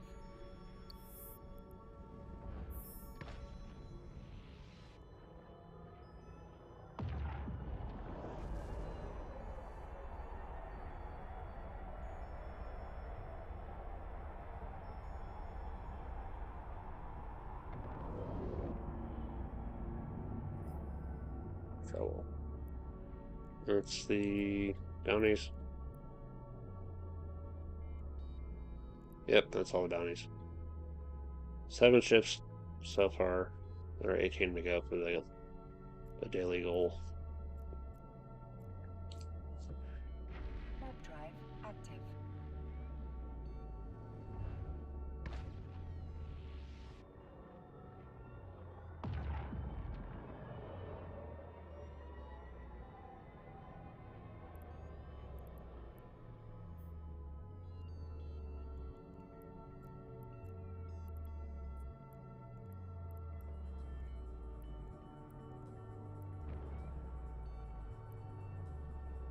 I'm glad we got good people taking care of our store.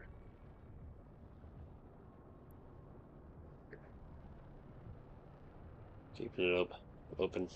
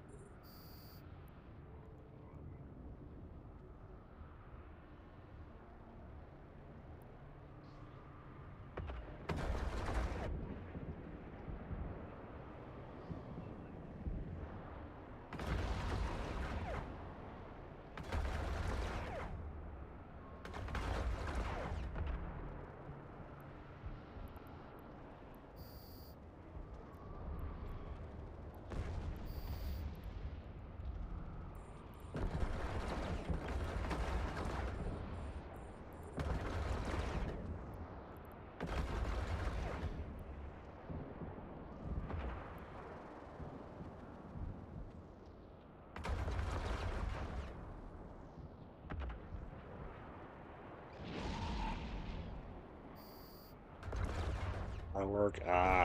Shit.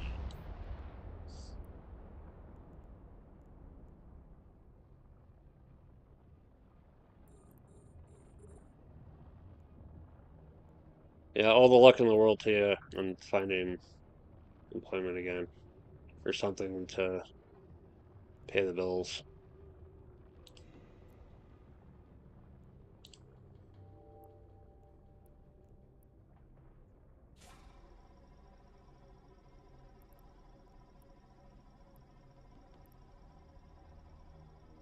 Remember when I fell out from my dad's job? I had to get some help from long distance help from my mom, and I felt really bad about that. So it's like, okay, I'm going to come back home and get my old job back, and I'm gonna do what I can to help pay my mom back because she's always working hard.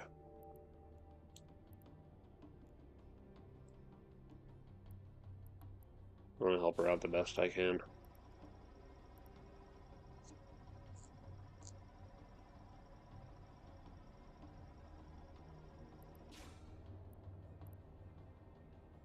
Yeah, great time.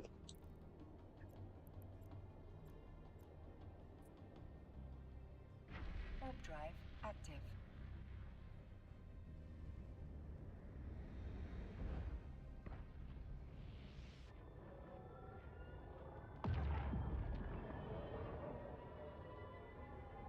There were like two major periods of me struggling with um, finding work. That was one of them. The other is like after GameStop proved to not be the dream job I was hoping for. Um, but before I found Kmart, that was another long period.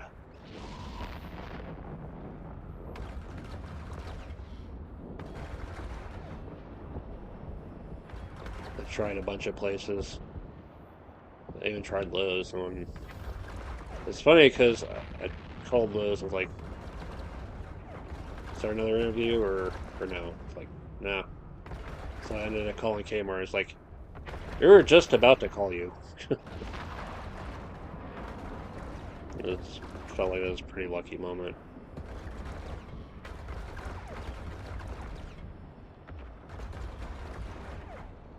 One fifty four. Oh, there we go.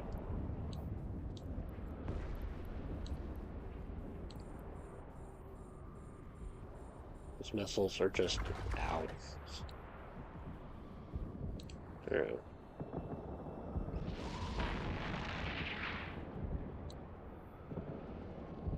There.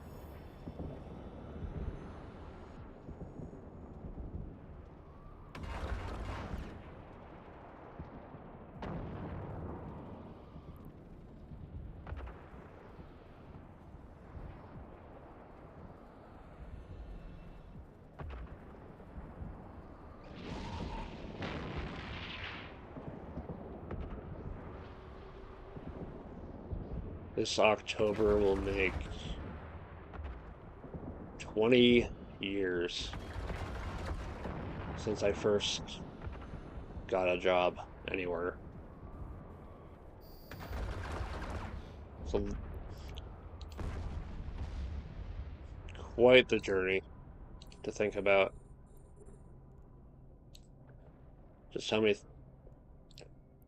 jobs come and go in like 20 years. Like for me, it's probably a good handful. I know my mom has managed to hold on to one job for like almost 40 years.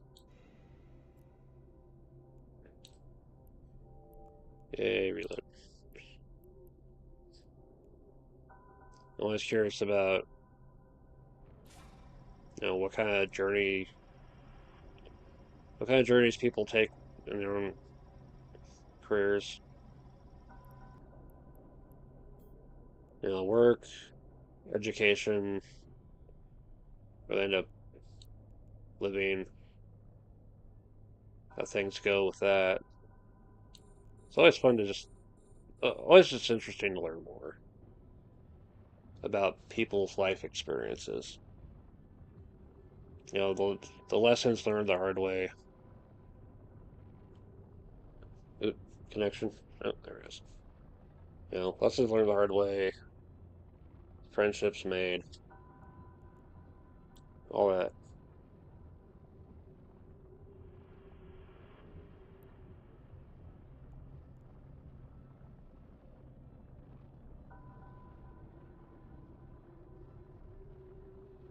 About 18 years.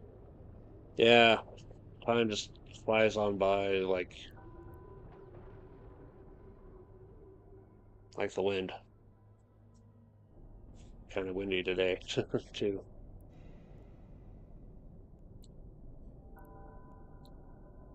Taking that time to look back on how I get here and all the steps taken along the way, those milestones.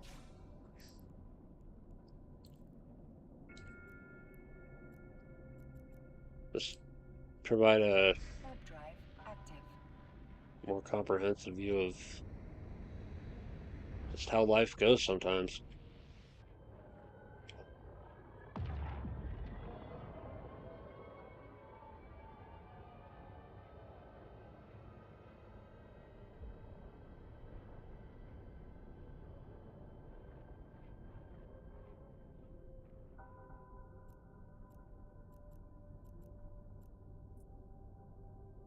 They are Warp doing their drive job. We do active. not need to bother them.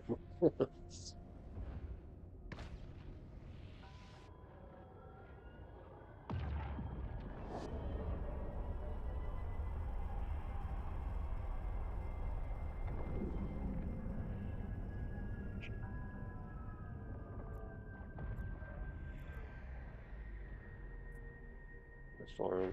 Warp drive active.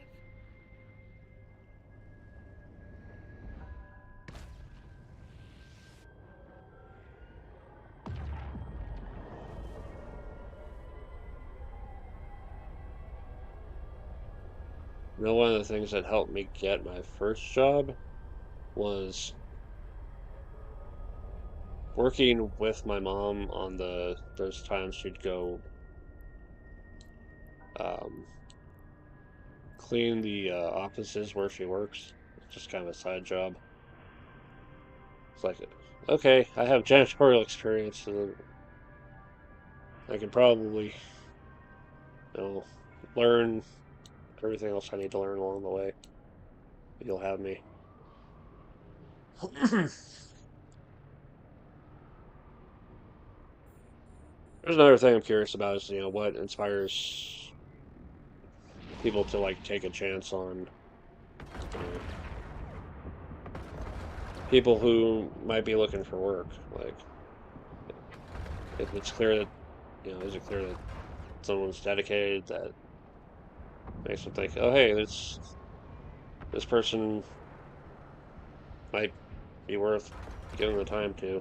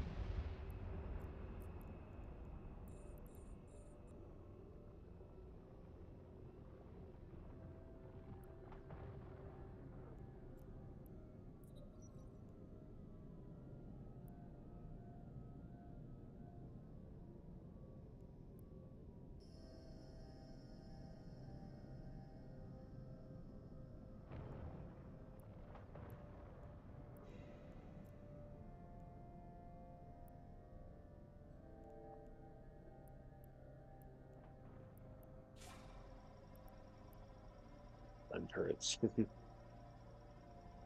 Every job, no matter what it is there for learning. So everybody, a bit of it is worth it. Yeah.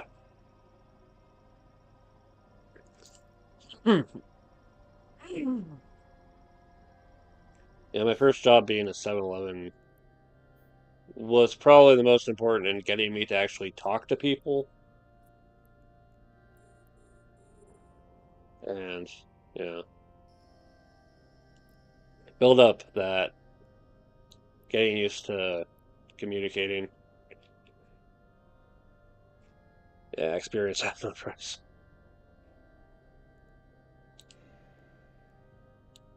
Yeah. But also getting to see, like, how a business works on the inside from the sales associate level was helpful and informative. You realize what people kind of have to go through to run a business. 25.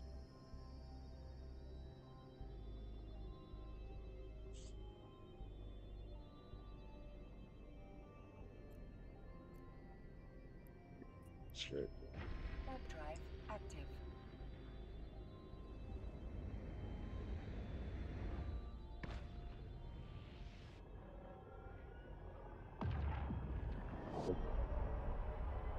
But think about that. I was thinking about this game. It's like, yeah, you could get all the plex and get all this from it and buy the biggest ship and all that. But if you're not familiar with how to actually, you know, manage your ship, actually do combat and all that, you might end up losing it in the dumbest way.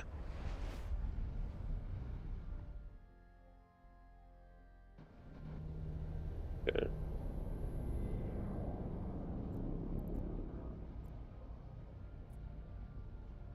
Warp drive active.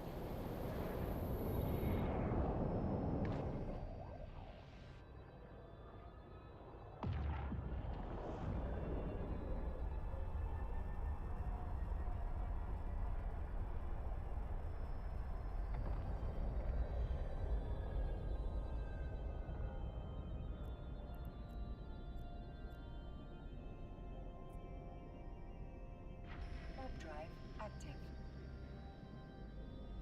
Well, sometimes people are not the best example of good things. Working places that looks more like a serpent nest than a workplace. Oh dear. Uh,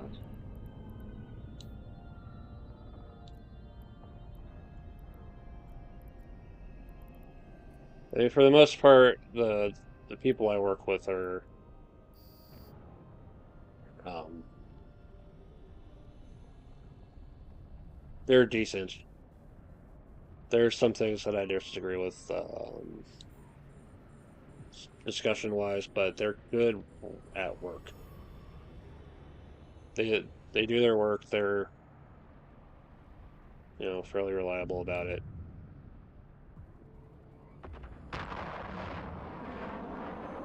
And for the most part, we get along decently enough to get the work done.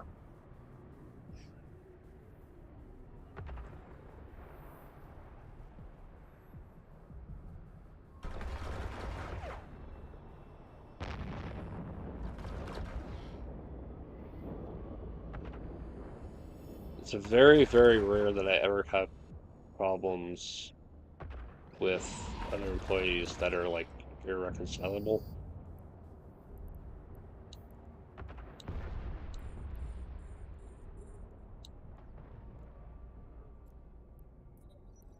Like again, even if we disagree on certain opinions, we still do the work. We don't deliberately screw each other over. There were there were times at like Kmart where someone had stolen my food out of the fridge. I wasn't too happy about that. But they were very, very rare. and it's from people that very likely from people that didn't last long anyway.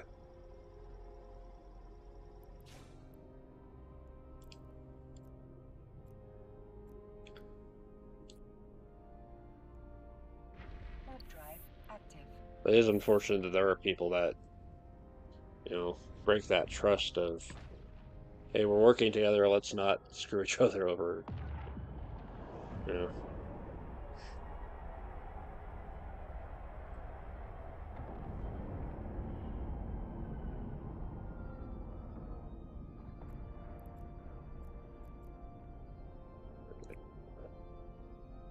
Warp drive active.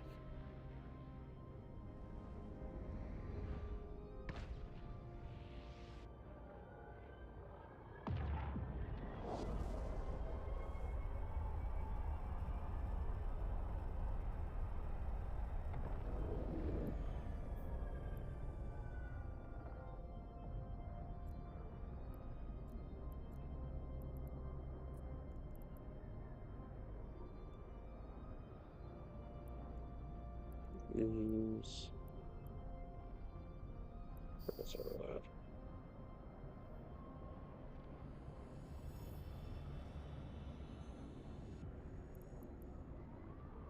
Private sector is generally a place for good people to do consultant work, but the government is not fun. Oh.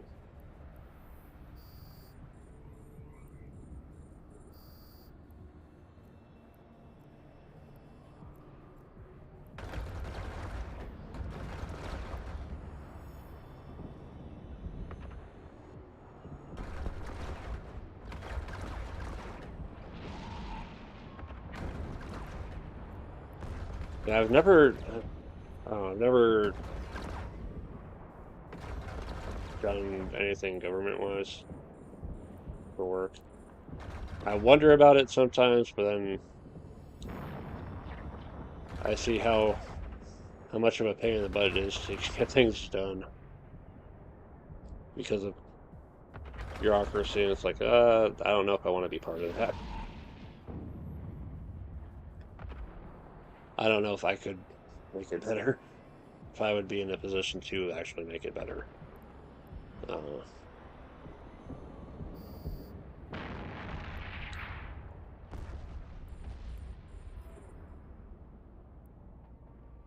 yeah, a lot of things are made more complicated than they need to be.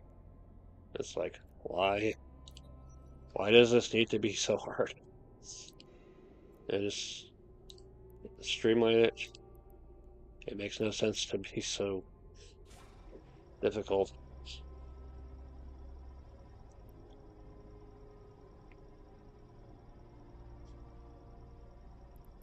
Yeah. Yay. Alright. You're lucky. I will believe you. I'll believe you.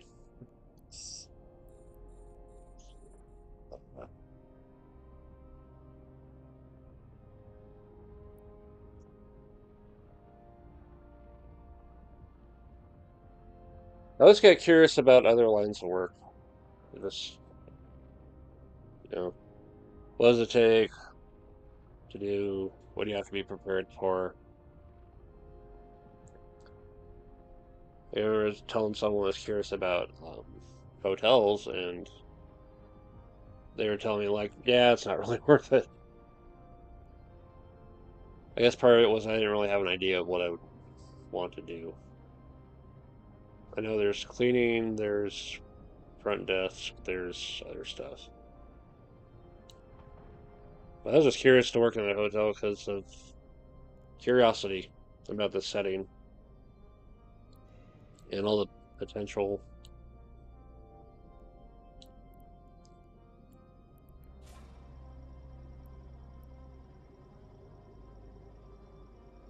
That's, then I look at how they just close yeah, exactly. They overcomplicate things and they get mad after. Very difficult. Yeah. Yes. My curiosity about hotels, I was looking at some of the ones that are close to where I live, and they just closed one of them. We've actually closed 2 in this town because of issues.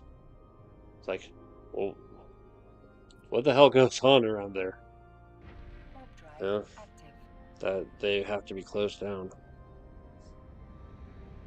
And thinking about that, it's like, okay, maybe I need to draw a line in my curiosity of maybe some places just aren't worth consideration right now.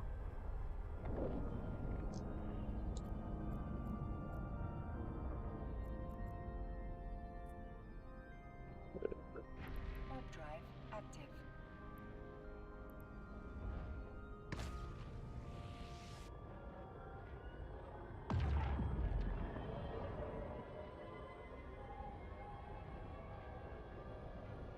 Have a lot of curiosity, but not a whole lot of direction. I like doing things Warp drive just for active. the sake of doing things sometimes. But actually making a cohesive direction out of doing things, I don't really do so much. Except for my side projects. I've got my stitching, I've got my board game design. I want to keep working on that for sure. Warp drive active. Just out of curiosity. Slightly better.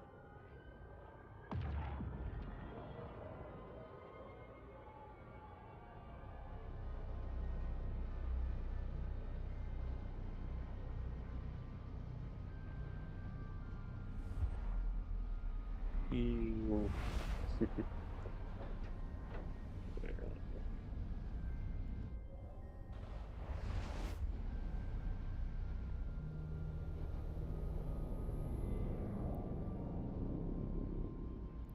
16 out of 25. There you go.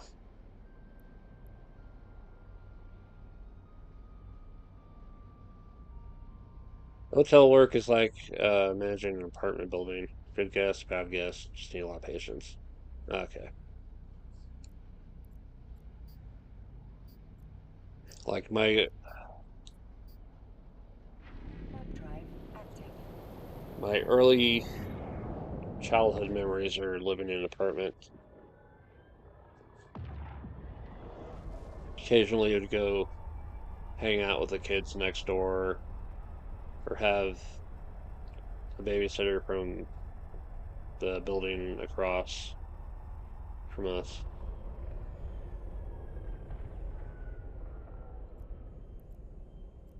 Um, Warp drive active. Watch me for the day when mom's at work.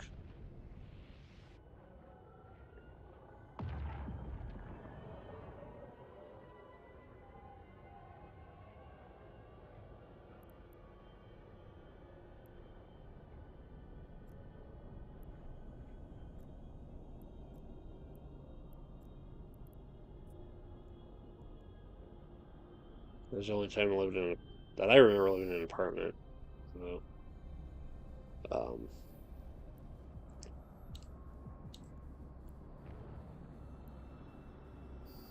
apparently, when I was even younger, we lived in a different apartment, and that was a bad problem with roaches.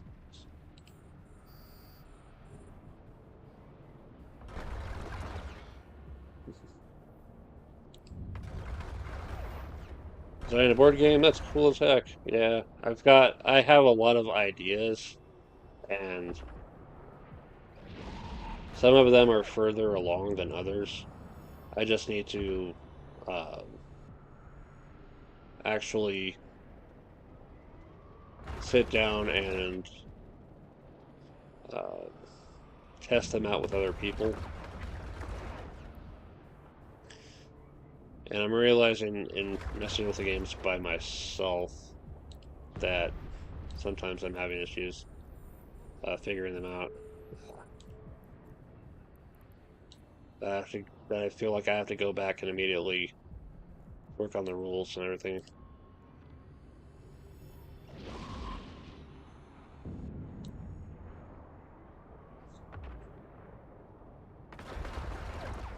Yeah, I've got a whole series of videos from when I started this channel to feature my game design vault of ideas I hadn't really um, gotten around to testing much, but were the closest to done that I'd gotten any of my ideas. Those were yeah, that was like the start of the channel back in 2022.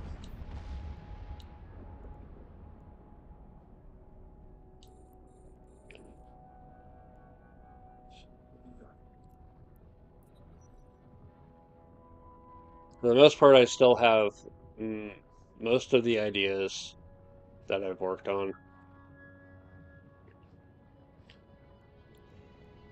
There have been a few that I've like kind of completely abandoned, and I don't have the pieces for them anymore.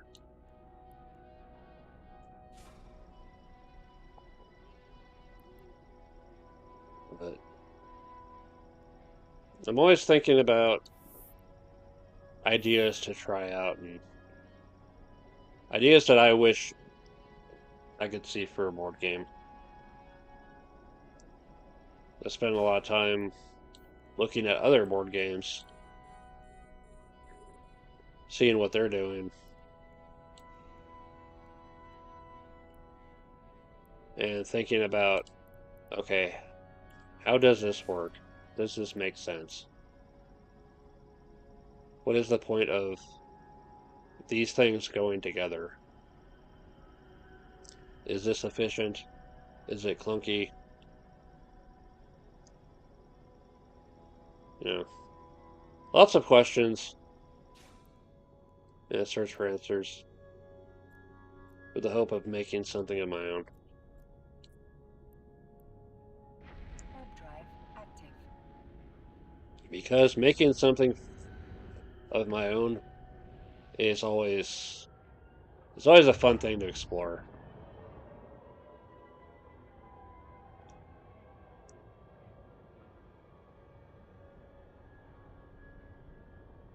Alright. And I'll start going back. Or go deeper.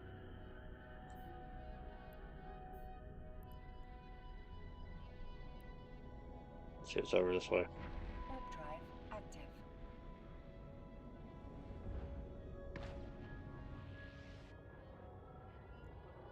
Wait.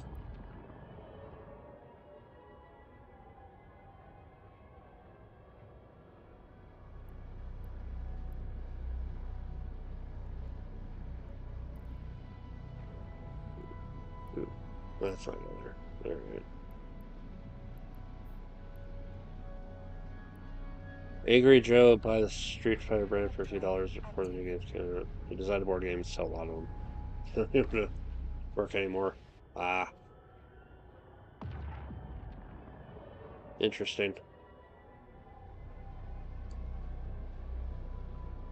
Yeah, using other IPs.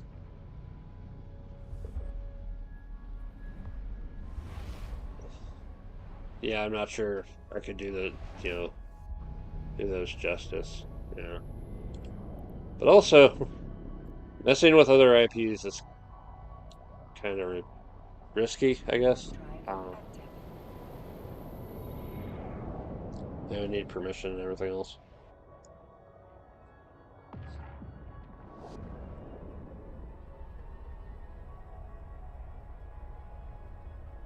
I think I like getting into the spirit of. Oh crap, not two of them. Can I handle two of them?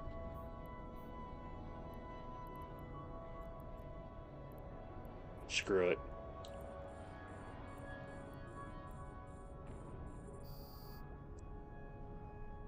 I like getting in the spirit of the setting, but not necessarily an exact copy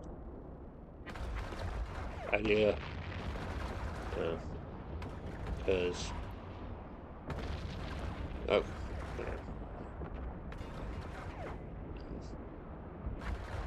kind of feel weird doing like an exact copy. Because put a little bit more effort into being creative with the idea.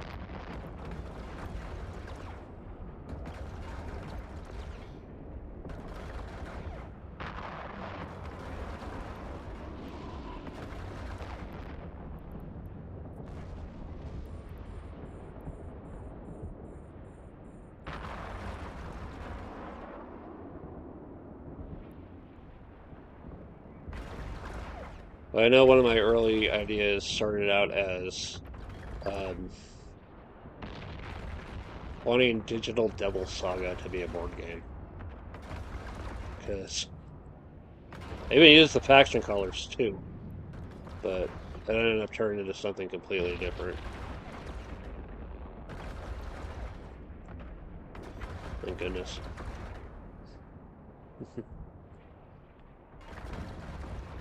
It was a risk, we made it. A better crate run. More amazing. Yeah.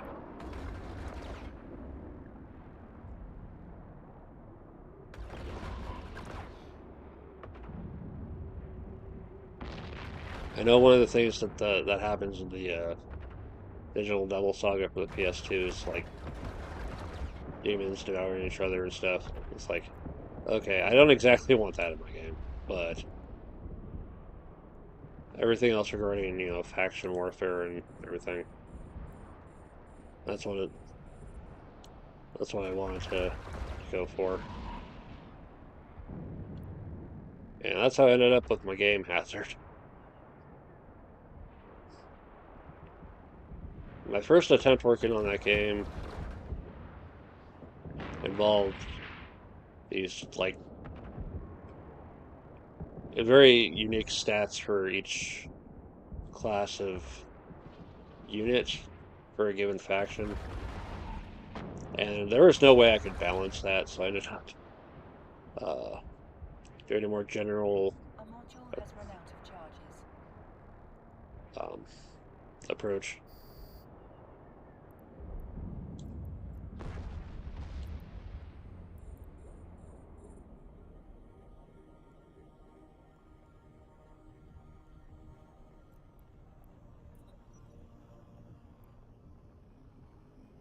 I heard that announcement of module has run out of charge, and I'm like, oh crap.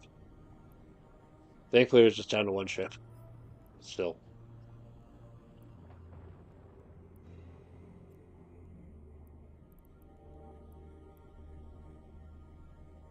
yeah, there's a lot of just rethinking how things work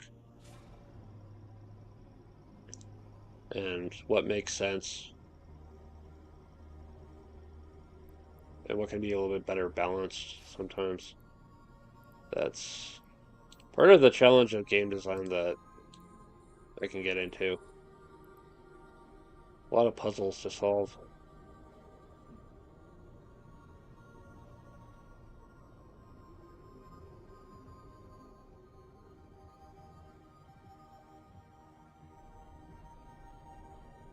Oop, going too slow.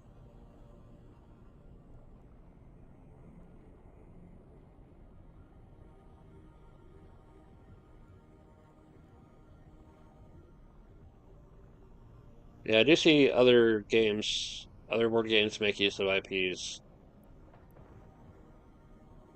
and think, okay, I've never, messed with this before. I've never played the you know, source material. I'll check it out. It ends up being kind of fun. Six and then start playing it. And then in time add more complexity. But the basics are not fun, then you start. Yeah.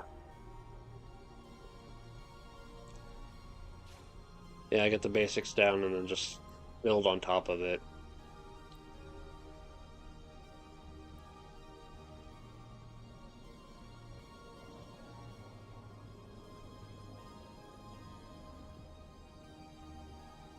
It's always amazing to see a game just do very well on very little in terms of complexity and number of components.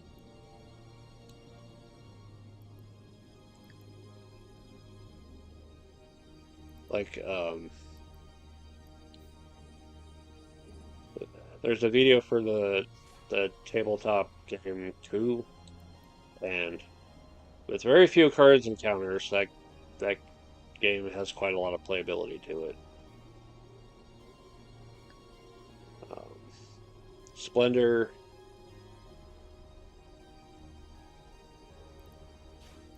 It's another good one. It's like fairly simple, but it can be played quite a bit and still be interesting.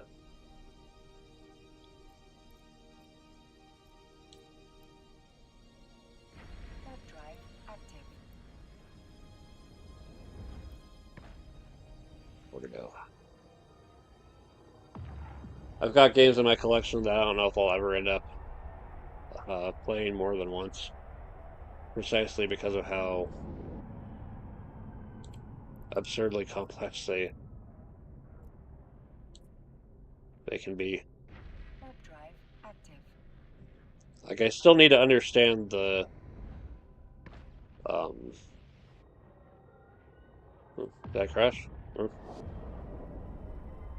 I think we're still up.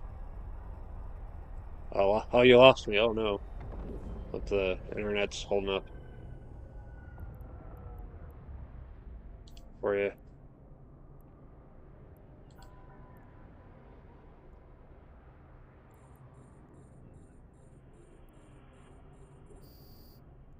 It looks like my connection is still up right now.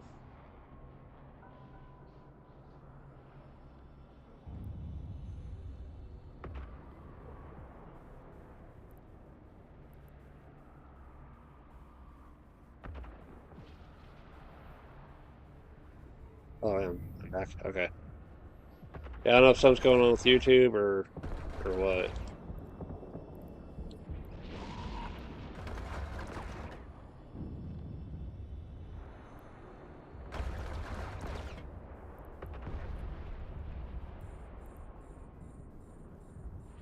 Yeah, it looks like my internet's still going.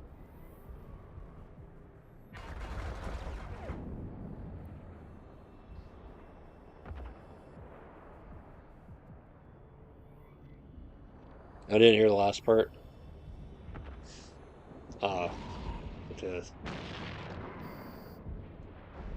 To remember what I was talking about, like the games that are like too complex for their own good or something. Games that I have that I probably won't play more. Well, probably won't play more than once, just how complex they might be.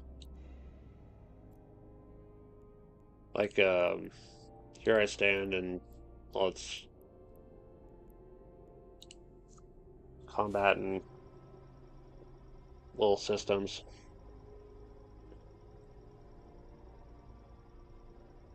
Or was it the games that I thought were, pretty good for taking their ideas and or taking as little as necessary and making a solid game out of it, like Splendor and Coup and all that. But yeah, there are games that are just complex enough to be um, interesting with the strategy while still being easy enough to understand and having a lot of potential for replayability that I really like. We end up playing games like Terraforming Mars and um, Railways of the Lost Atlas quite a bit at the game store.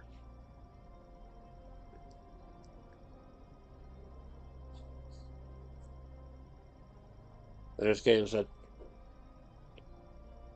have a solid core game and then introduce expansions that add new ways to experience experience the game, like Power Grid and Concordia with their new maps for different areas of Roman Empire or the world.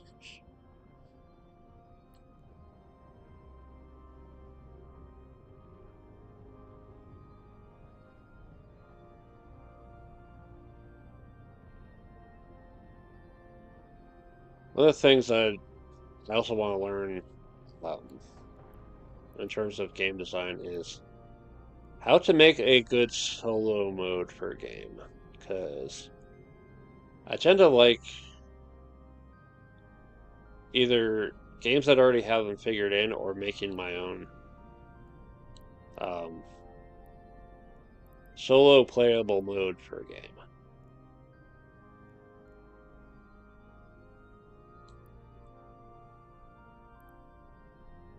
It's that figuring out um,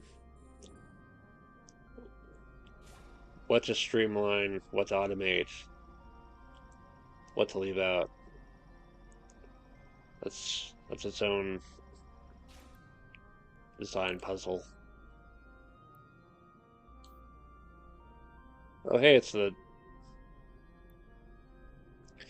yeah, it was on the other side of this gate that I got my pod blown up. It's funny because I took a ship with some stuff to deliver at like further down the line, and then I was just coming back, and I got to the gate, and it was like, um, uh, surprise! They're they're blowing up. They're smart bombing the gate.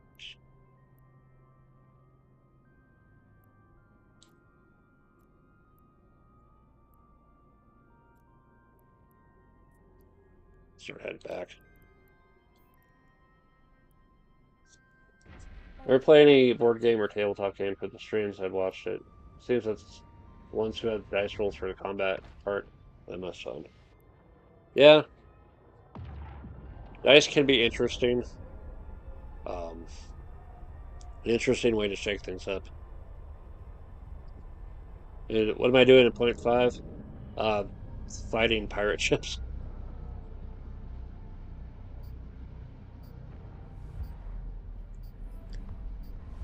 But with regard to the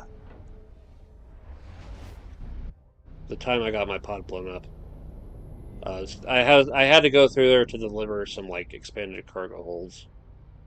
Like danger, yeah, Warp drive active. a little bit of danger is I can manage.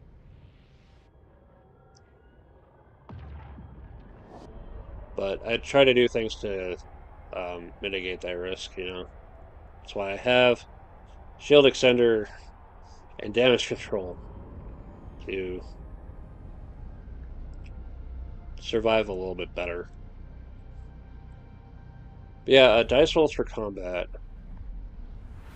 I think I like when a game either just, it takes one method for combat and then focuses on that instead of trying to Warp drive active. do this like dice card hybrid. I have City Remnants and I love that game, but the dice card hybrid's I don't know, a little much. Forbidden Stars also did the dice card hybrid. It was silly.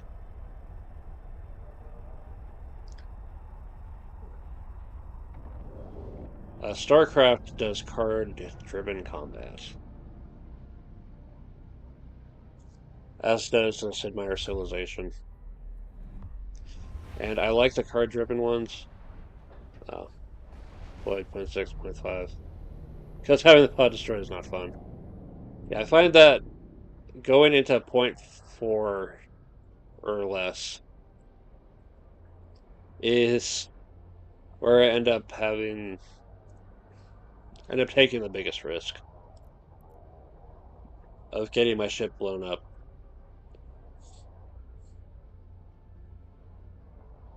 I have yet to lose a ship in um, anything in 0.5 or higher.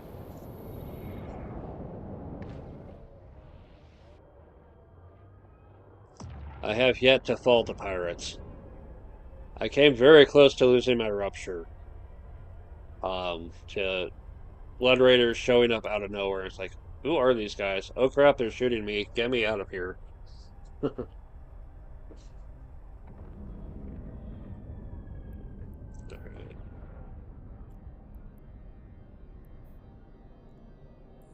Target.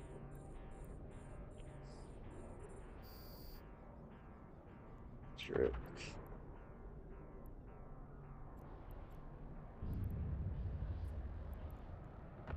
Fuck you.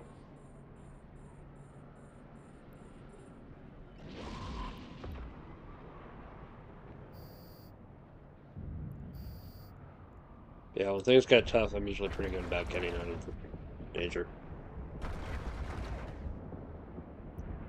Forbidden Stars is a board game adaptation of Warhammer 40k.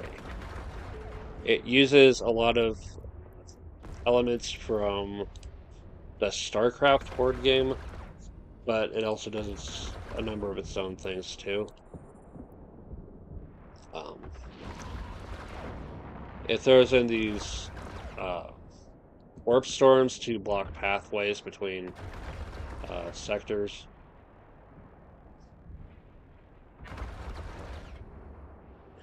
It adds dice for combat. It adds another kind of resource, a different resource setup to build units. It's kind of a pain in the butt, but I like the miniatures. Unfortunately, it only goes to 4 players. When StarCraft went to 6.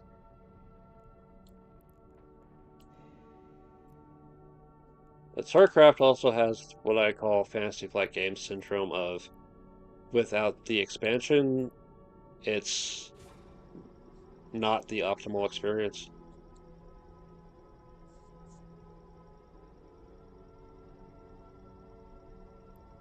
But Forbidden Stars did not get expansions whatsoever. However, it is a more popular game precisely because the Warhammer 40k license. People just like it more. Fantasy Flight Games was doing a lot with the Warhammer and Warhammer 40k for like quite a long time, and then they lost license to all that. I remember cool miniatures, yeah, the ships, the Titans, vehicles. The infantry wound up being these little banners, but it's all right. It's understandable. I was having to make that compromise on the miniatures. It's understandable. The one Warhammer universe game I miss the most is Chaos in the Old World. Warhammer fantasy setting. You get to play as one of the good Chaos gods. And you're trying to ruin the world.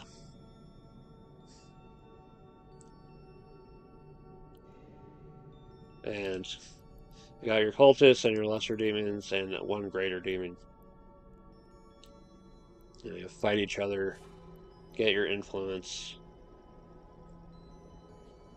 You can potentially play cards to do things. Certain areas. Things can show up like Skaven or Warpstone. Make things more or less complicated. It's one of those, it's fun to be the bad guy game. Alongside Hecatomb and Wahahaha and Pandemic Contagion.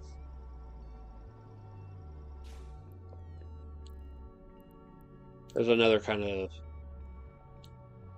of board game style I wonder about is the playing as a villain kind of game, or games where you can play as like the evil overlord against heroic players like Descent or Doom.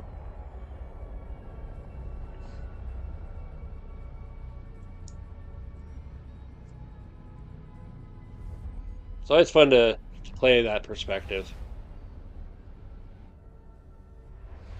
be the force of evil or opposition at least.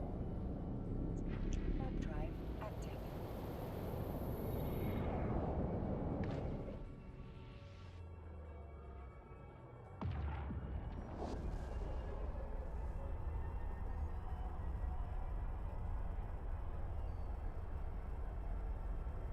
The 40K universe, since Battlefleet Gothic is the best one. Different game mechanic. Battlefleet Gothic was a miniatures game that you had to go out of your way to buy the miniatures and put them together and paint. Docking request. I used to have orcs for Battlefleet Gothic. And one of their ships was this like tiny little thing with spikes on the front, whose entire purpose is to go full speed into someone else's ship and put a gigantic hole in their hull. And it's just such a silly little thing, but it's so in line with the orcs that it's just perfect. All right, we'll deal with selling that off later. But first, I need to go check my planets and claim my rewards. Yay.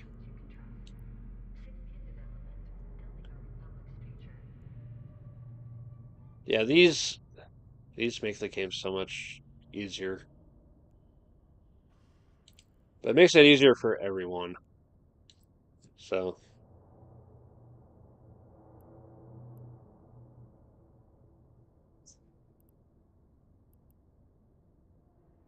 yeah, all the bounty prizes add up. All the agent stuff adds up. Lots of ways to get extra money in this game for almost free. It's either the time or resources or the risk. Yeah, let's say that if Eve ever had something along the lines of Battlefleet Gothic, that that would sell like that would be awesome. All right. Okay. Gonna wind things down before I leave for today. We'll just go take care of planets. Never seen that in the gameplay. It just works in other ships. Like, oh yeah, good old ram the ship with the other ship dedicated to ramming.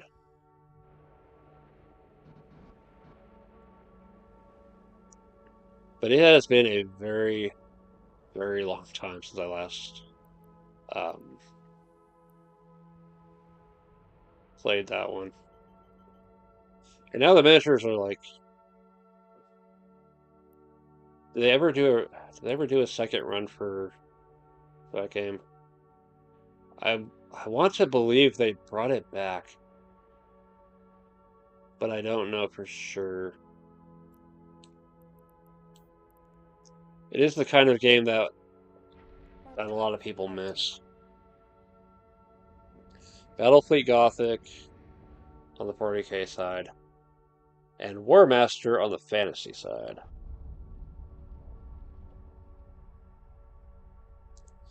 Although the Battlefleet equivalent on fantasy is Dreadfleet, but I know War Master is the fantasy game more people miss. Yeah, Battlefleet Gothic Medieval would be awesome. But I know whenever we're talking about the forgotten games of Games Workshop, Overboard War Master comes up on the fantasy side because they have these little 20 by 40 millimeter bases for units, and like one unit choice is like three of those bases, and they'll be like infantry, or they'll be set up the other way and be cavalry. And you have your commanders that are trying to issue orders to their units, and they have their command, and depending on the distance and how many orders a given unit has already been given, will affect whether or not they can do anything. Alright. Take care of business.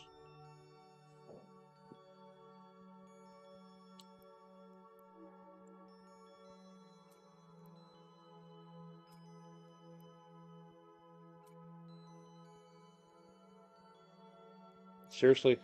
That always happens. I freaking transfer and then more shows up.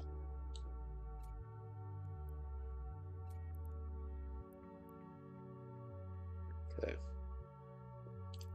I need to see what the hell's going on with it.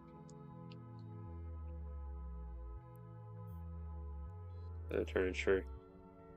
What's going on with the construction blocks? Toxic metals. Oh, it's all going into the uranium.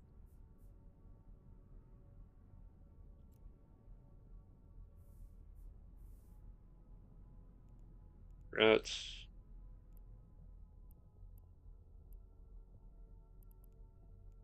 Rats.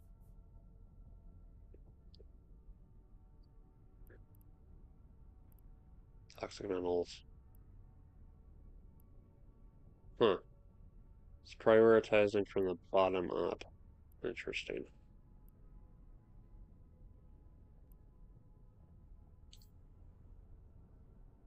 Right. Hmm.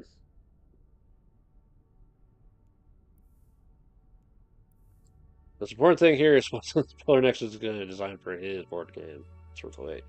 Yeah.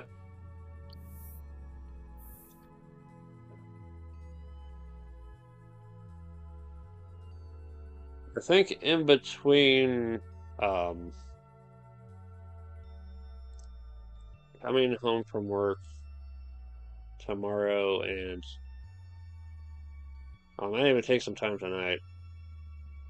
Take some time tonight and tomorrow before BattleTech and just open up my vault of game ideas and think about what's Warp drive active. yeah.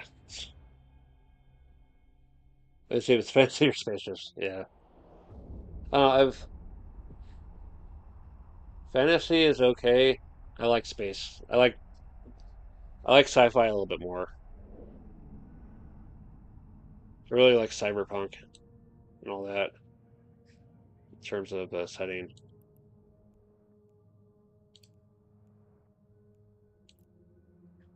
Okay. Sure got into space.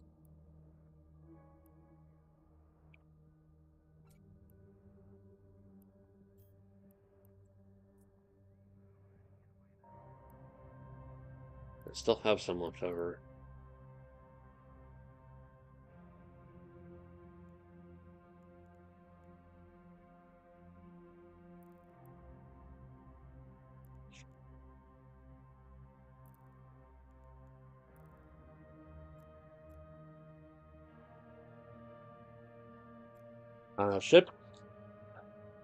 Ship combat games are interesting.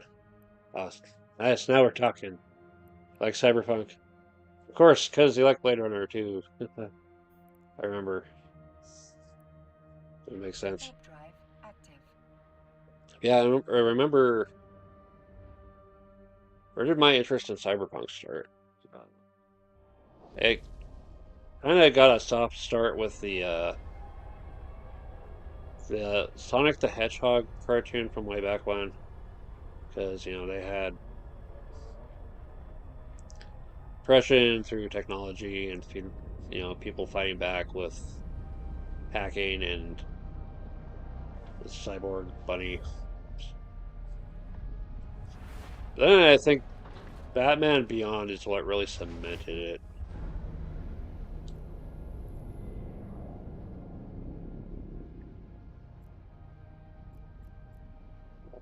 And then to start at.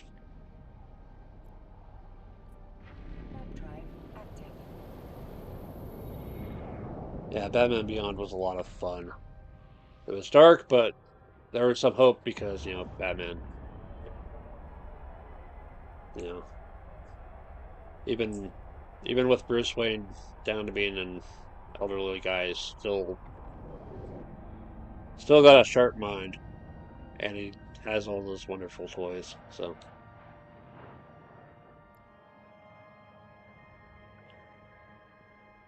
still a force to be reckoned with.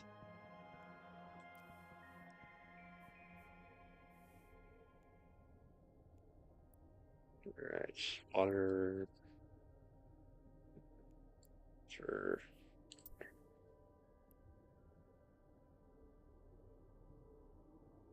I don't need all of it.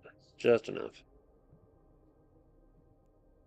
And some behind for the next. All right.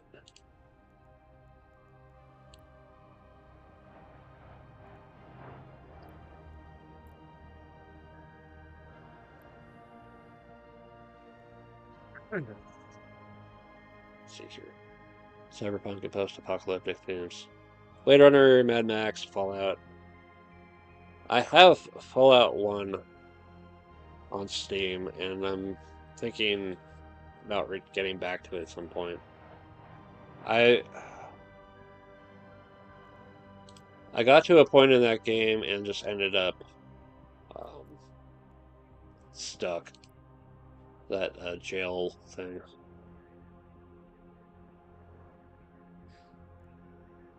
Like, I still want to go back and do a proper job of finishing the game.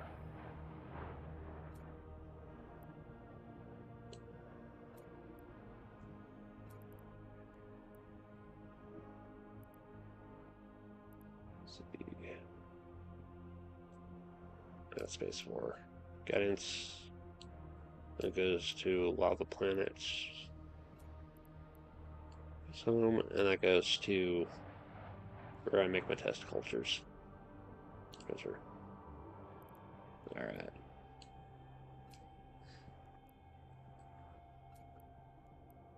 Then I believe I've seen all the Mad Max films. The original trilogy and Fury Road.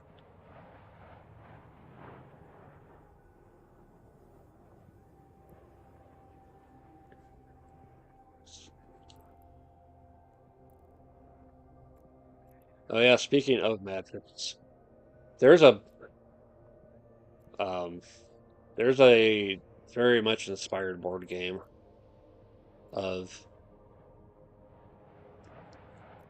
racing post-apocalyptic vehicles, trying to get to the finish line and not, getting defeated by your fellow players. Thunder Road. Warp drive It active. was like they made it years ago and then they brought it back recently. I finally got to play it. One of the guys we were playing it with, though, he used to have the older version. But yeah, you've got your fleet of vehicles and a helicopter. And that helicopter is like can potentially be an instant death or something. You're just trying to go fast and stay in the lead. And if you're not in the lead, you shoot the person who's in the lead.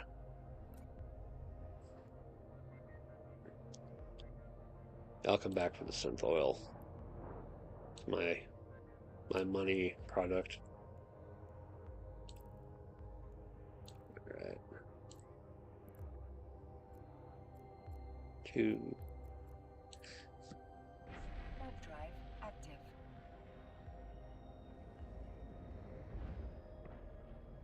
Yeah, that's a board game. Fallout also has a board game, the Fantasy Flight. And if it weren't for the scoring system, it would be perfect. When they finally came up with a cooperative expansion for the game, that's where they did so well. So the entire Let's Play of those games, Fallout 1 and 2 from Metal Canyon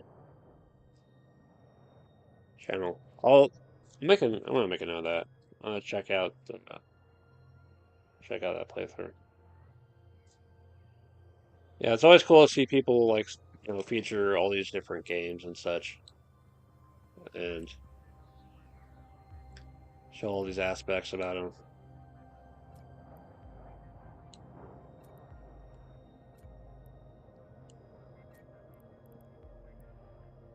Yeah, I had a fun time with Fallout 1, even if I never finished it.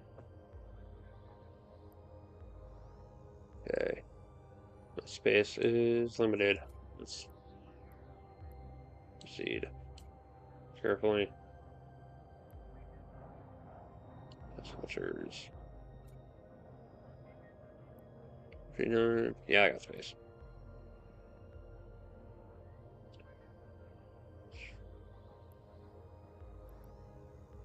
Goes into high-tech transmitters. Polyramids.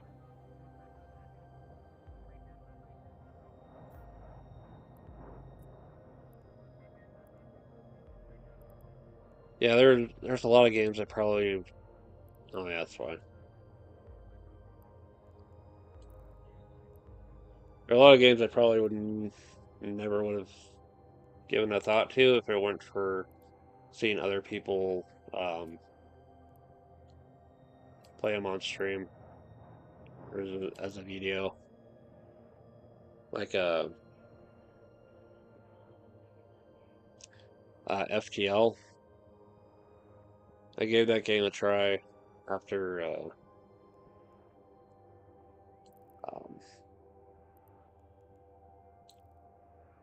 watching someone.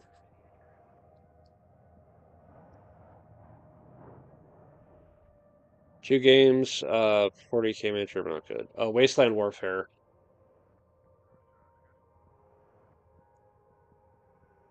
RPG adventure.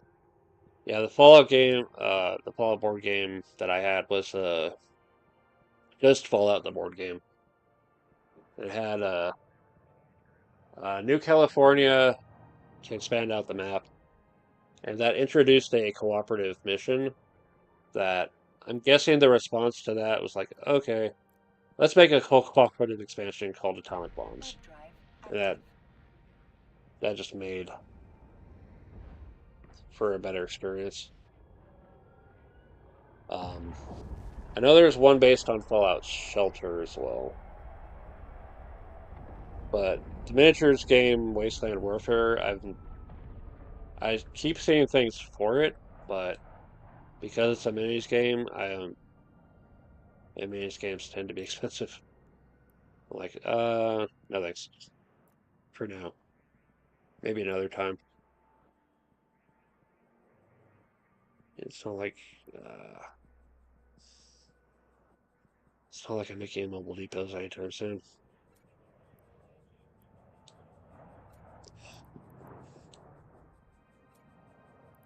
Okay.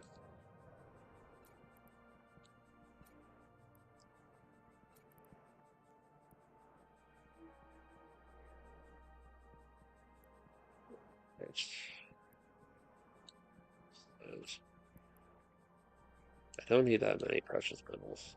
Okay. It always does that weird thing of select everything sometimes. I used to have the Fallout board game. Um, it's now in the hands of someone else who still comes to the game store, so the opportunity to um, play the game again is always there.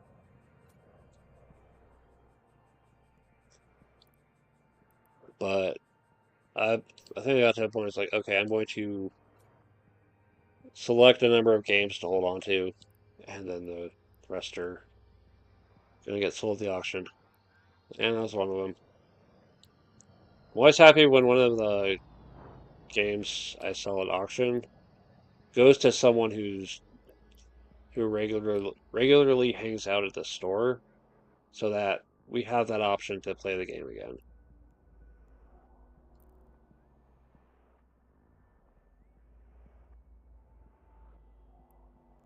All right, let's go drop off the other stuff. Some games get picked up by someone from like the Springs or Denver, and we never see Drive them again. active. And that's what kind of sucks. Especially when the game is out of print and it's a game we liked playing.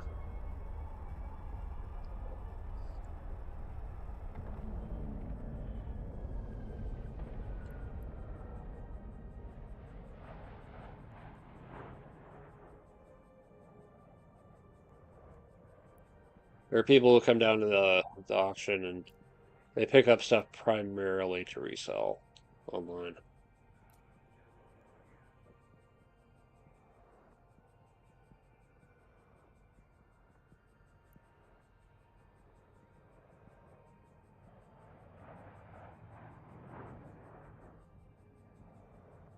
No, we don't need all the oxygen. They make more oxygen than the electrolytes. Let's sell off. Oh, the sound of, hey, your cargo's getting kind of full.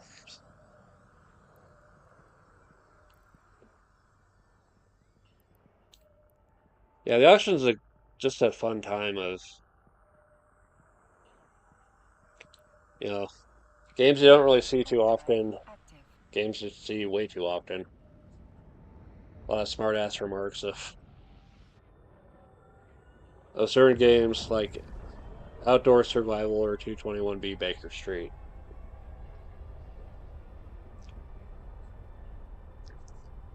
It's a fun time to see games I haven't really seen in a while. I usually bring games down to sell to make some space and get some store credit for games I want to pick up.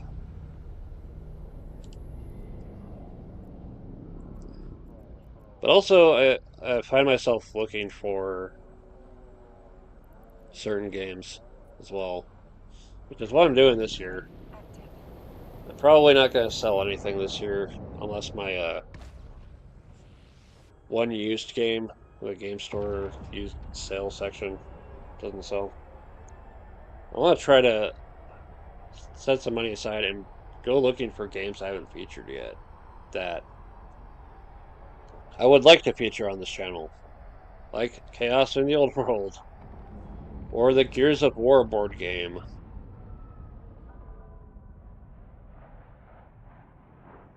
or if I could find the Doom board game again, because I've had both of them over the course of the years. Still think it's kind of funny they had two board games based on Doom.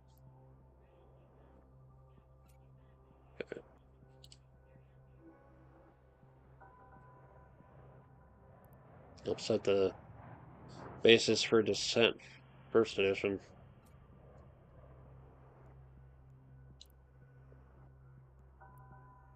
Although Doom's kind of pulling from Space Hulk in its own way.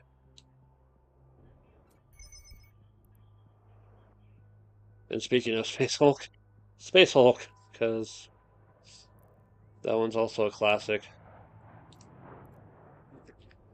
That was a weird episode of Hilarious Tabletop Games. I didn't have Space Hulk, but I had the rules and I had a paint program to kind of demonstrate. That one goes way back. Failing that, there's the card game version of Space Hulk, Death Angel.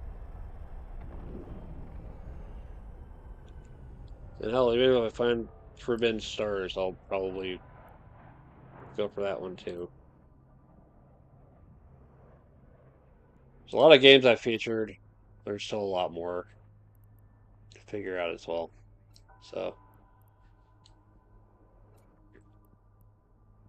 um, in the post-auction time period of November, I will probably be featuring a lot more board games.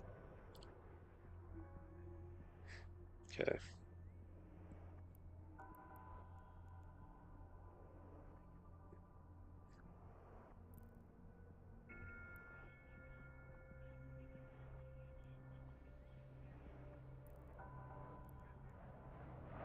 Only YouTube channel and Twitch channel that play board games with good sound and camera are the Angry Joe Show one. I don't know if the type games, those videos, don't like them.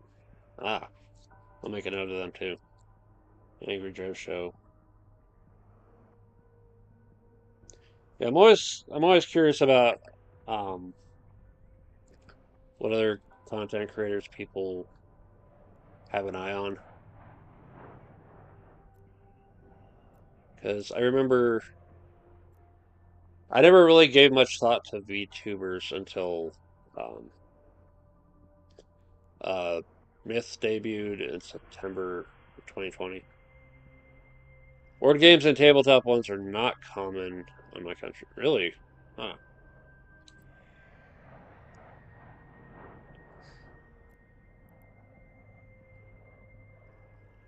Yeah, I was surprised to see just how um, massive tabletop gaming was after I moved down here. You know, when I used to live in Washington,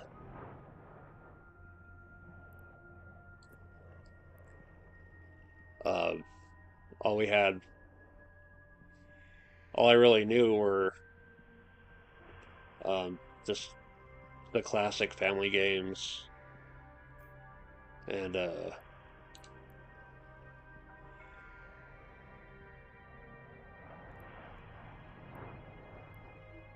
I got to see that there was a game in existence called Magic the Gathering, but I never got to play it until I moved here.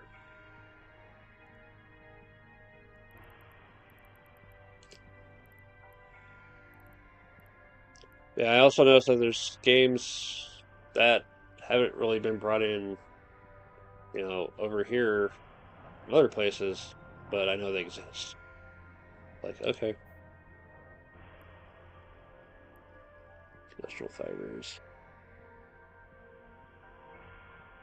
Uh,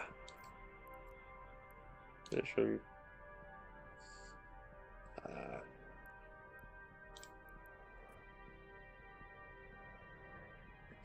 Need to keep it going.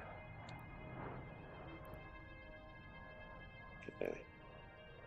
For Let's Play videos, Metal Canyon, board games, Angry Joe. Okay.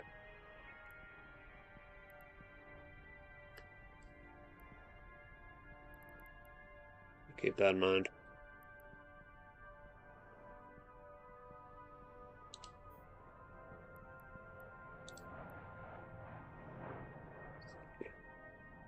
Sure, bacteria. But I don't need nearly as much.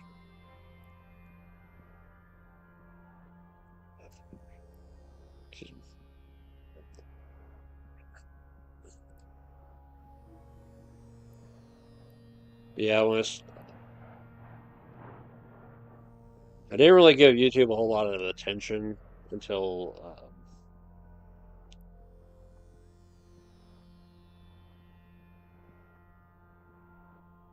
like the Trash Taste podcast, and then in September of 2020 was the debut of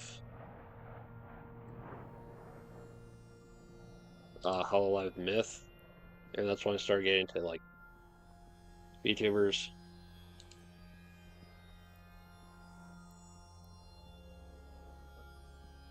I know exactly where that is, and I don't like going there. But yeah, I end up spending quite a bit of time um,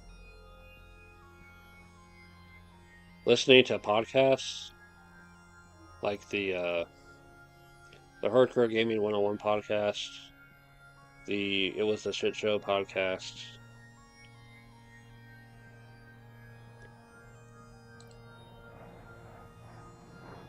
um, Best in Jest, and then the Mint Matar Summer Special.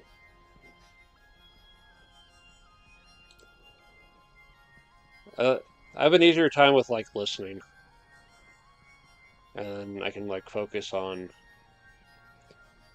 playing on my gaming laptop and or doing my creative stuff. All right, where am I dropping things off here? Oh yeah, it's buying pack. All right. Also heck. In terms of people I still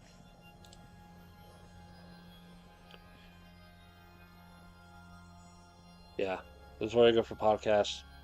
And then just regular videos. I've gotten into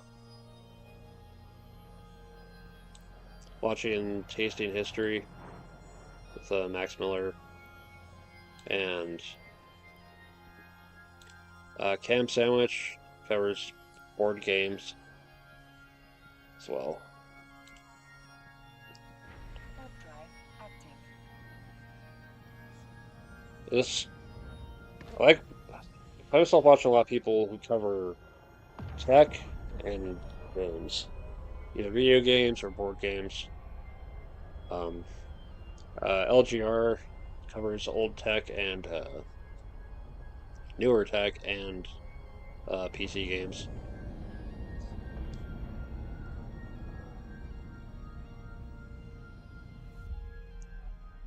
And then for like actually watching people stream, um, as well as various VTubers. Warp drive active.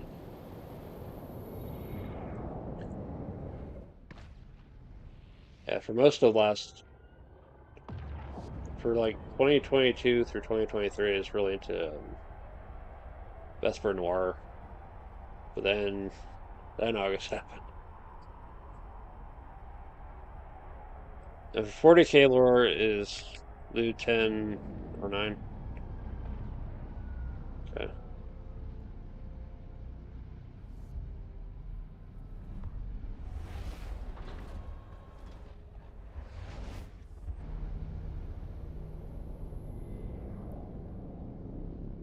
Yeah, Drive active.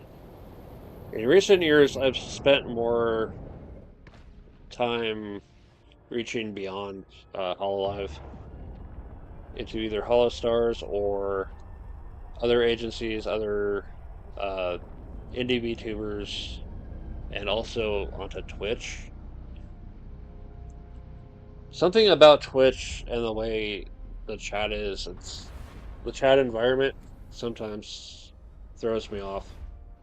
It's maybe a little too energetic for my taste, but I know some people prefer that.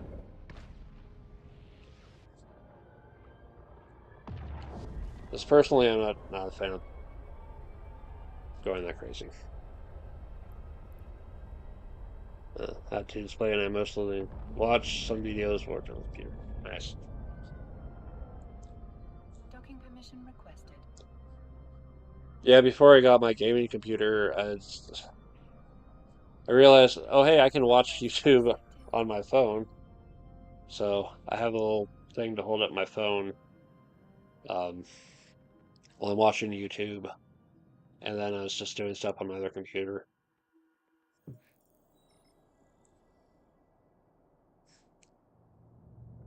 Sometimes, uh, other times I've taken an HDMI cord from my computer that I'm you know, watching on, and like set it to the TV and watch the stream on the TV with TV sound and the TV size picture.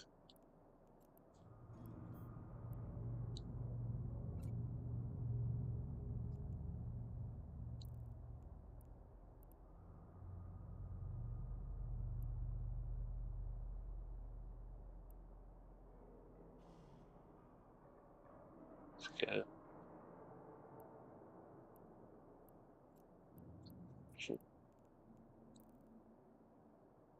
I have a hard time just sitting down and watching stuff. I gotta do something else in the process because I've got a lot to take care of.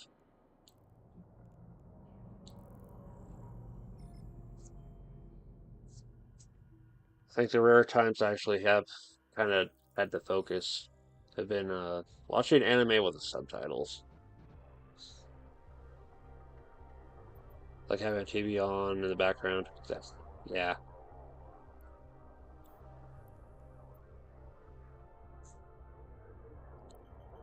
yeah. Sometimes I have to just Hard drive sit active. down and actually watch and read subtitles and like, okay. The last anime I watched with subtitles was Skip Beat, but that one I enjoyed watching it, but I was very disappointed that it was only a single season because I was actually getting into the story and the characters and the main girl was going through.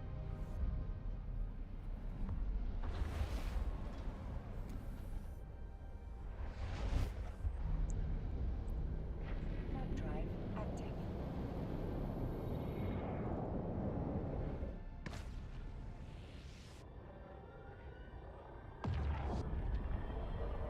active. And I'd be playing this, or um, I'm playing this now because I have the computer for it. But before I got the computer for it, I was playing Minecraft because I was sold on the idea back in like 2020. Like, okay, I'll try it, and Hard drive for the most part, active. is fun. But if I ever get back into Minecraft, I want it to be actually playing with other people because playing it solo is just not nearly as fun as it used to be. It's a good game. I won't deny it. It's a solid game concept. But for me personally, I want to try playing with other people and having fun with that. But I haven't really messed with it since I got back into the Neve because Hard drive active. this is pretty close to my ideal experience.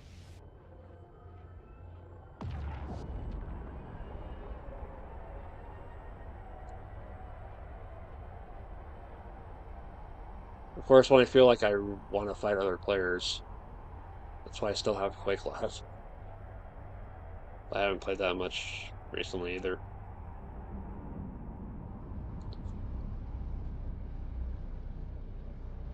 Yeah, going back to the point of having a TV on in the background. I know my mom likes to read her books while listening to TV. So sometimes, putting the book down to actually focus on watching it. Mm, Sorry if there's any noise coming through. Yeah,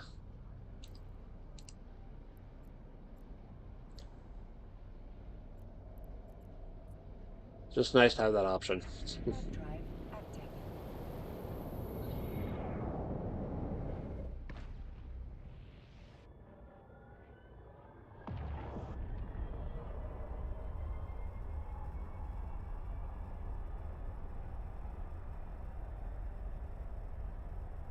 occasionally I have my little antenna and I watch something for the whatever free channels are coming over the air. I miss having NHK World as a free channel. They did something with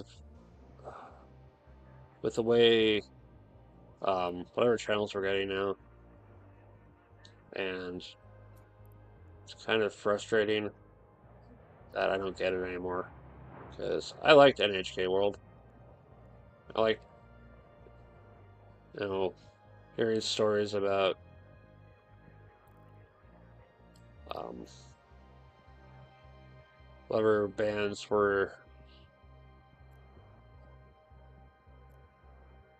uh, were like recently doing well, or Warp whatever drive active. food ideas were being shown as how to cook, or stories about like um, forms of art that aren't really done much anymore outside of a certain region, but here's a story about the region that's still doing it, or legendary sumo wrestlers. I just like having a channel of here's stuff about Japan you might not hear much about, Warp drive active. because I do have a dream of going to Japan someday. It will take knocking down my debt, getting a passport, and then saving up the money to actually go there. It will probably take several years. I'll probably be very old by the time I end up going there. Never like anime or manga except for Black Lagoon, Eight Man, Red Line, Ooey, Initial D, Cowboy Bebop. Oh yeah. Um, for me, I had a harder time getting into manga because each individual volume was expensive, and all the volumes take up space. I know digital's a thing, but I like just having the physical books better. But I think if I ever wanted to get manga again, I would probably look at getting the first volume omnibus for Magic Knight Rayearth, because that was a good one. In terms of anime, I don't watch a lot of the popular stuff. I think the most popular thing I watched at all in the last few years was Attack on Titan, and that was up to the end of season 3.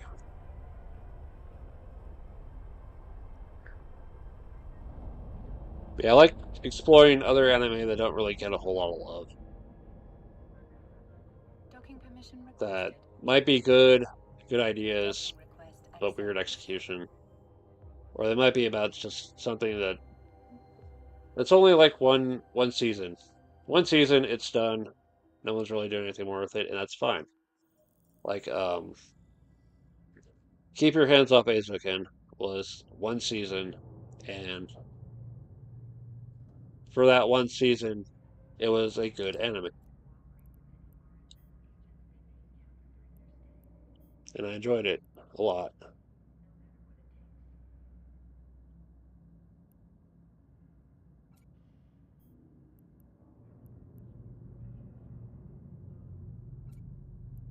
Anime I like that doesn't get so much love because of the way it was handled.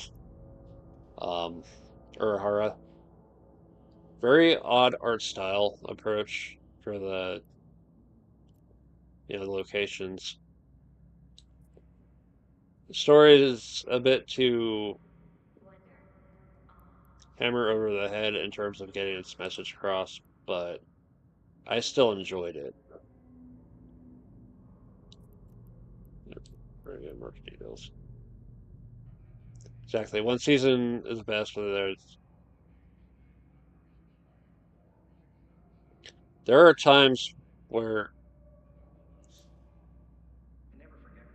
sometimes an anime could use either a bigger season or maybe a second season to flesh things out or explore ideas that could have been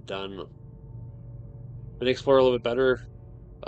Flip Flappers was like 13 episodes, and they didn't do nearly as much as they should have done with that one. Um, Fully Cooley, however, got what it needed to do in its one season, and anything after that is like, was this really necessary?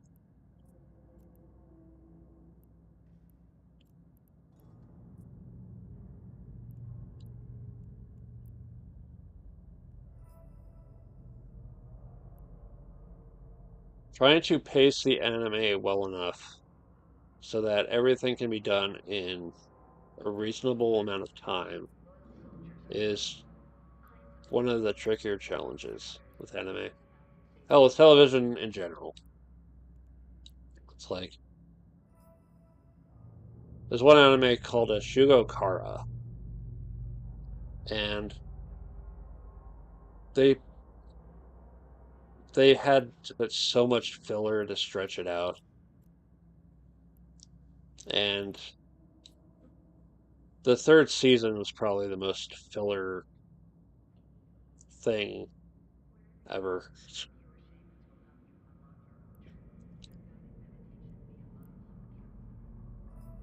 But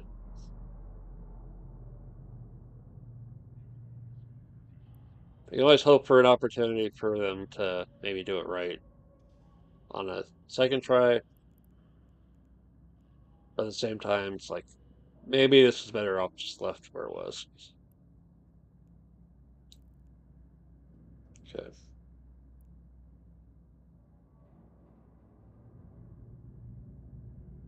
I need to go this direction, but I need to actually stop in Illinois.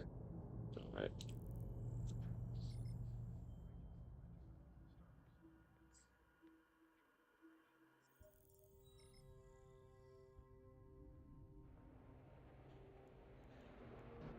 I think one of the series where they actually got better season after season was the Symphogear.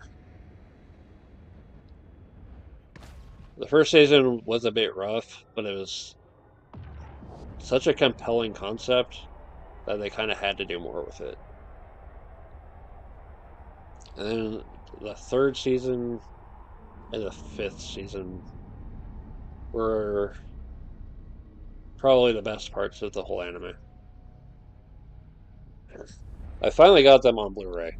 It took for freaking ever for them to finally bring it out on Blu-ray for us. Drive active. But I finally had that collection.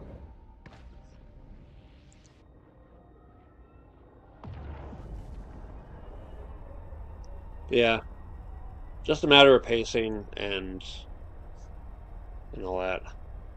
I was trying to stress something that's very simple and it has no sense. It's boring. Yeah.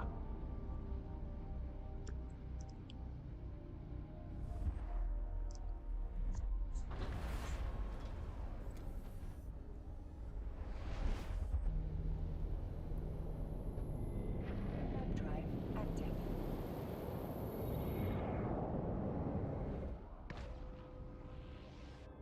Yeah, things just go on too long.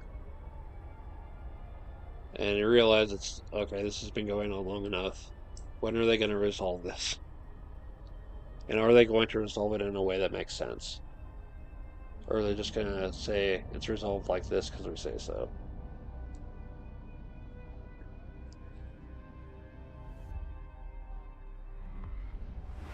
I have never watched Lost or The X-Files, but I'm aware of their reputations for what they are.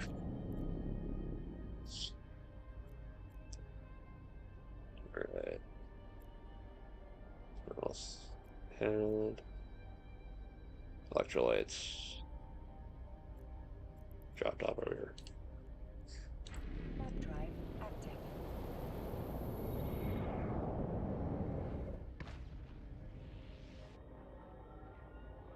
just amazes me how long certain shows have been around, and they're still finding ways to keep them going, even regardless of whether it makes sense. Just because it's like an episode by episode, do whatever kind of thing, like The Simpsons. I stopped watching that. It's 20 plus years ago. I think I finally got to the point where it's like, okay, I'm not really out here watching TV anyway. I can go ahead and say I'm done.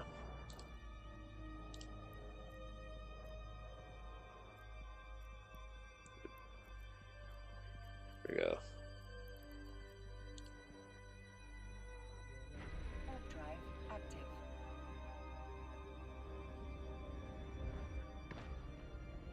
But then there's the shows that it's like, I know we hit a decent endpoint for this conflict, but there's so much unanswered shit that needs to be answered. And it's like, why did it have to end here? Like, Into the Badlands. 3 increasingly improving show, seasons. And they end this 3rd season with a bang, very literally. And it's like, but now what?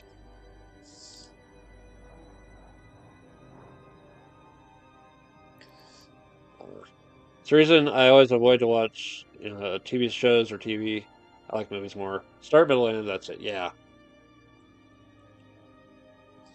A more complete experience.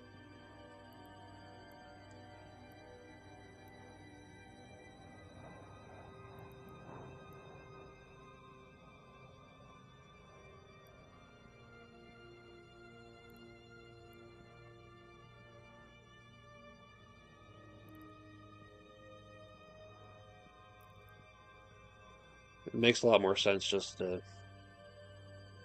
make the complete experience and then leave it there. Warp drive active. There's a lot of movies ending up with sequels, and also a lot of movies are ending up in the expanded universe approach. Like, it's not enough to just have one movie that takes place in a setting. We have to have like several. Like, it's a lot to keep up with. I think I gave up on the Marvel expanded universe after the second Spider-Man film. Like, okay, cool. Oh, wait, no, stop. We got to that point, and I'm like, okay, I'm done. I've had enough of Marvel. I'm happy to Warp drive have this memory of a movie series that built this massive universe, and I'm done. Trying to. I'm taking a glance over at my DVD collections. Like, okay, how many of these are just standalone films, no sequels whatsoever? And I see most of them. Most of them just stand on their own. Others are 1 or 2 sequels.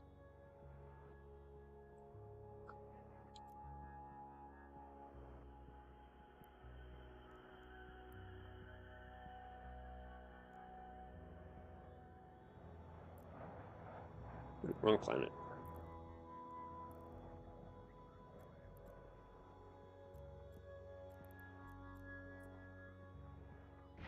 warp drive active. Marvel. Stop at Iron Man 3, that's it. Yeah, I don't blame you.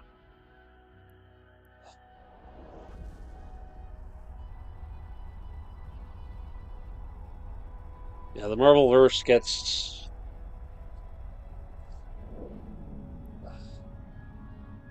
it's so tied up at times. Just things leading to other things that may or may not even get resolved.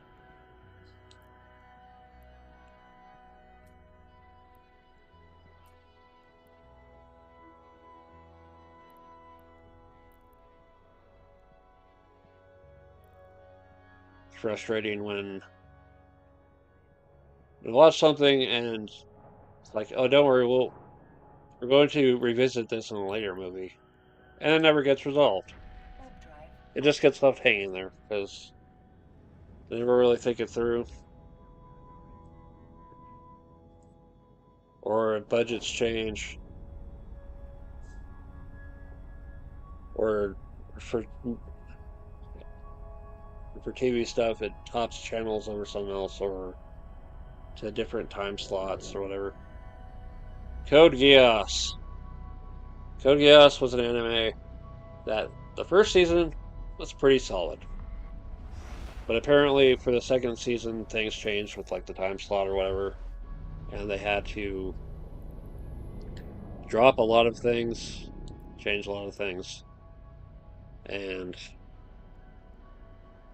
it made for a show that was not nearly as good as it could have been. Web drive active.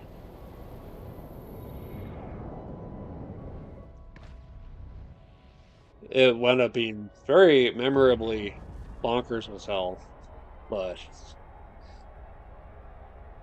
um, it just wasn't nearly as good.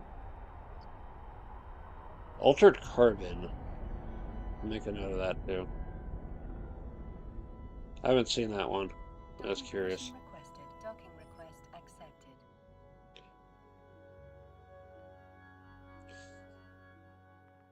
But yeah, there's a lot of stuff to watch, a lot of things to experience, and have fun with. Make some memories. Imagine your own stories. Imagine what it'd be like if things were different. Imagine better writing. Yeah, clear that. Alrighty, and we're back home. Drop this off.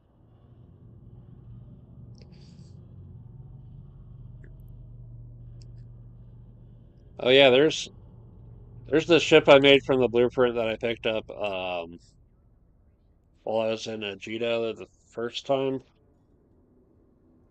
I picked up the blueprint for this, the slasher, and a drone damage amplifier.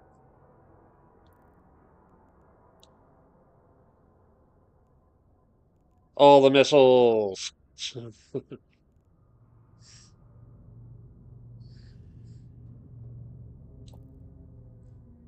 Yeah.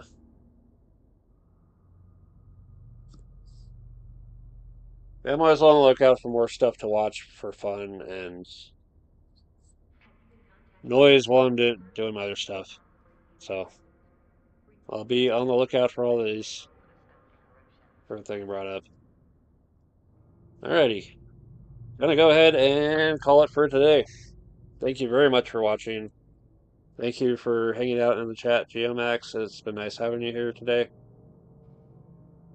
And we'll see you next time. Bye bye.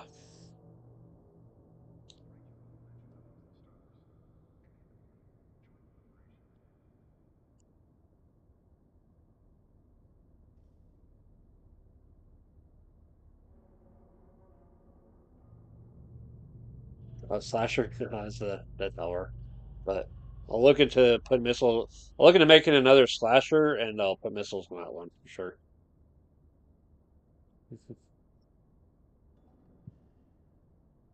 Yeah.